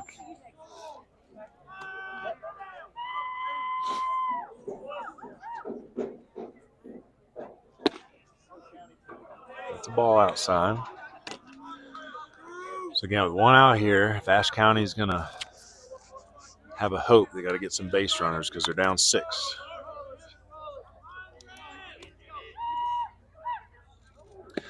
So overall, the latency, all the stuff was pretty solid tonight on the broadcast. Crossing our fingers, knocking on no wood to knock on around here. So I guess just figure it out, knock on that noggin. The pregame, we went crazy, but once we went live, it all settled in. It was nice. Switched our hertz back to 5 hertz or 5G or whatever it is, or 5 gigahertz Wi-Fi band. The 2.5 gigahertz or 2.4 gigahertz Wi-Fi band apparently is on the same Interferes band as the scoreboard, so the scoreboard interferes with us, or we interfere with the score. Well, we definitely don't interfere with the scoreboard because it's working. That's another walk for Cheek. It's a great game for Cheek. 1 for 1 with 3 walks, a home run, and 2 stolen bases. Now batting for the Huskies, number 15, Jordan Tibbs.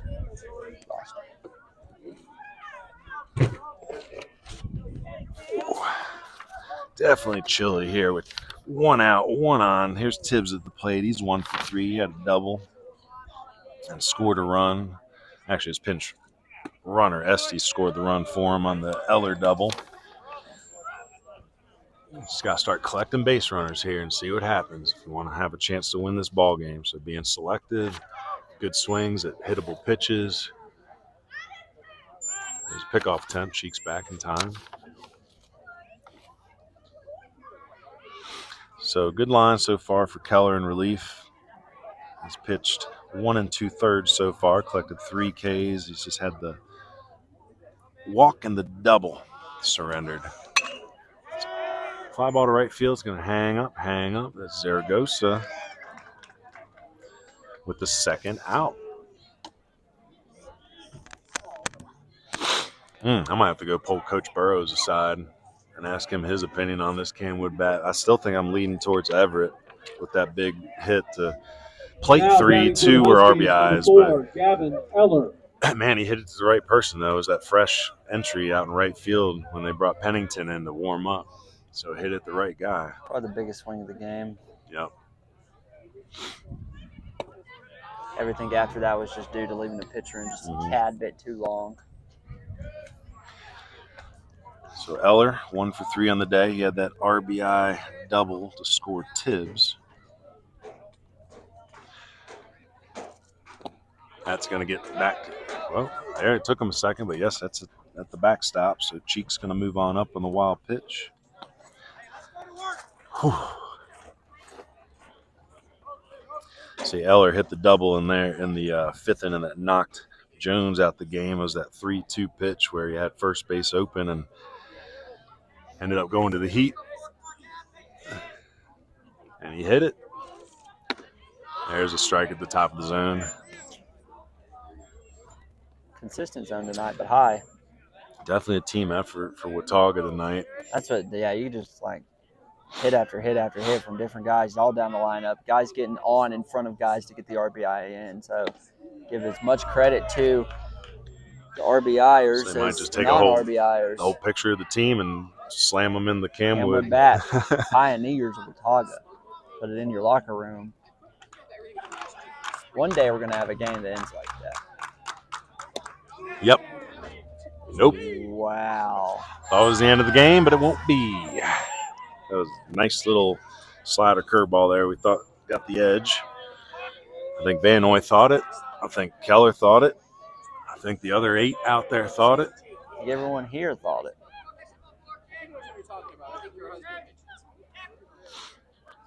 Yep, there it is.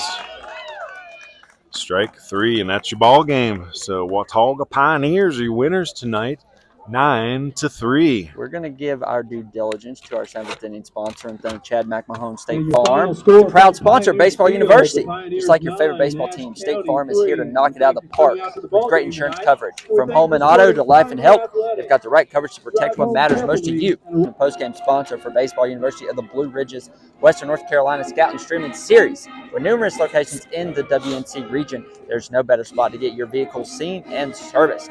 Whether it's an oil change, brakes, mufflers, tires, and wheels, AC and heat, you name it. Meineke is doing car care right in Western North Carolina.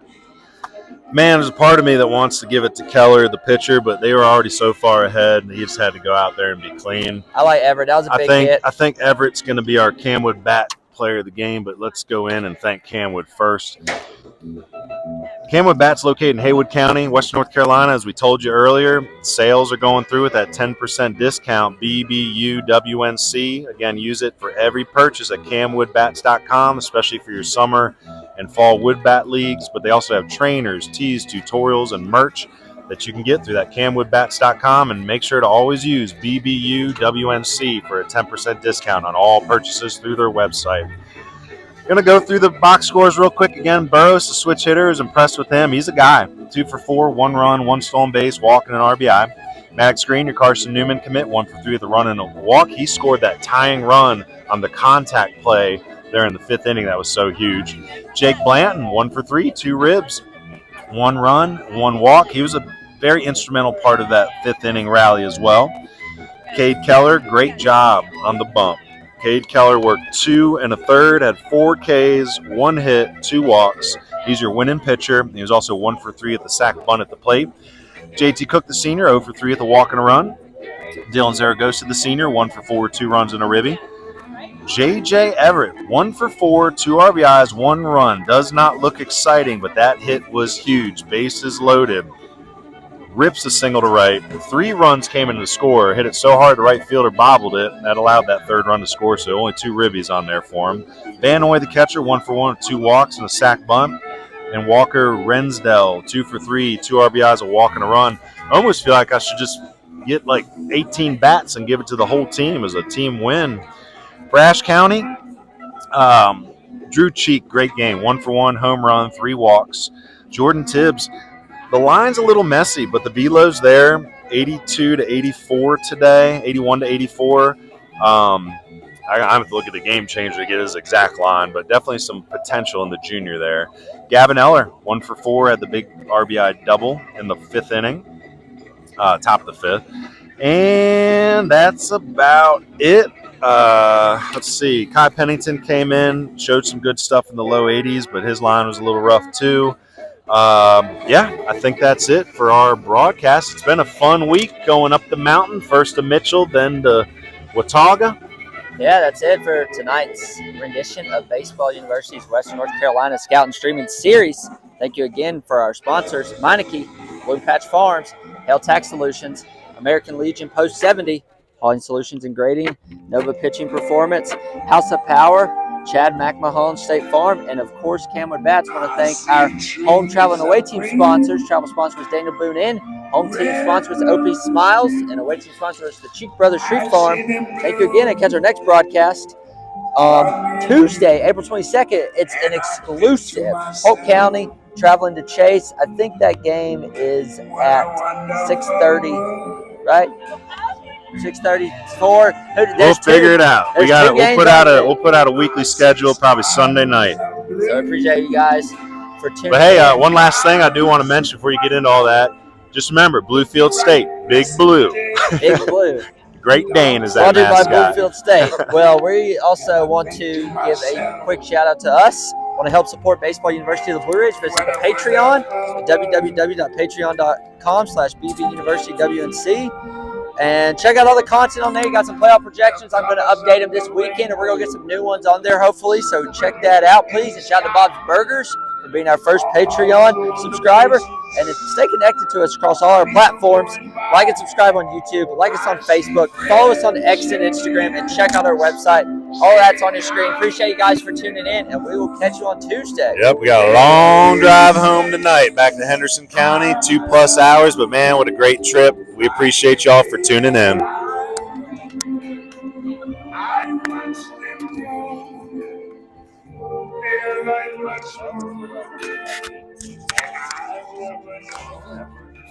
And I think to myself,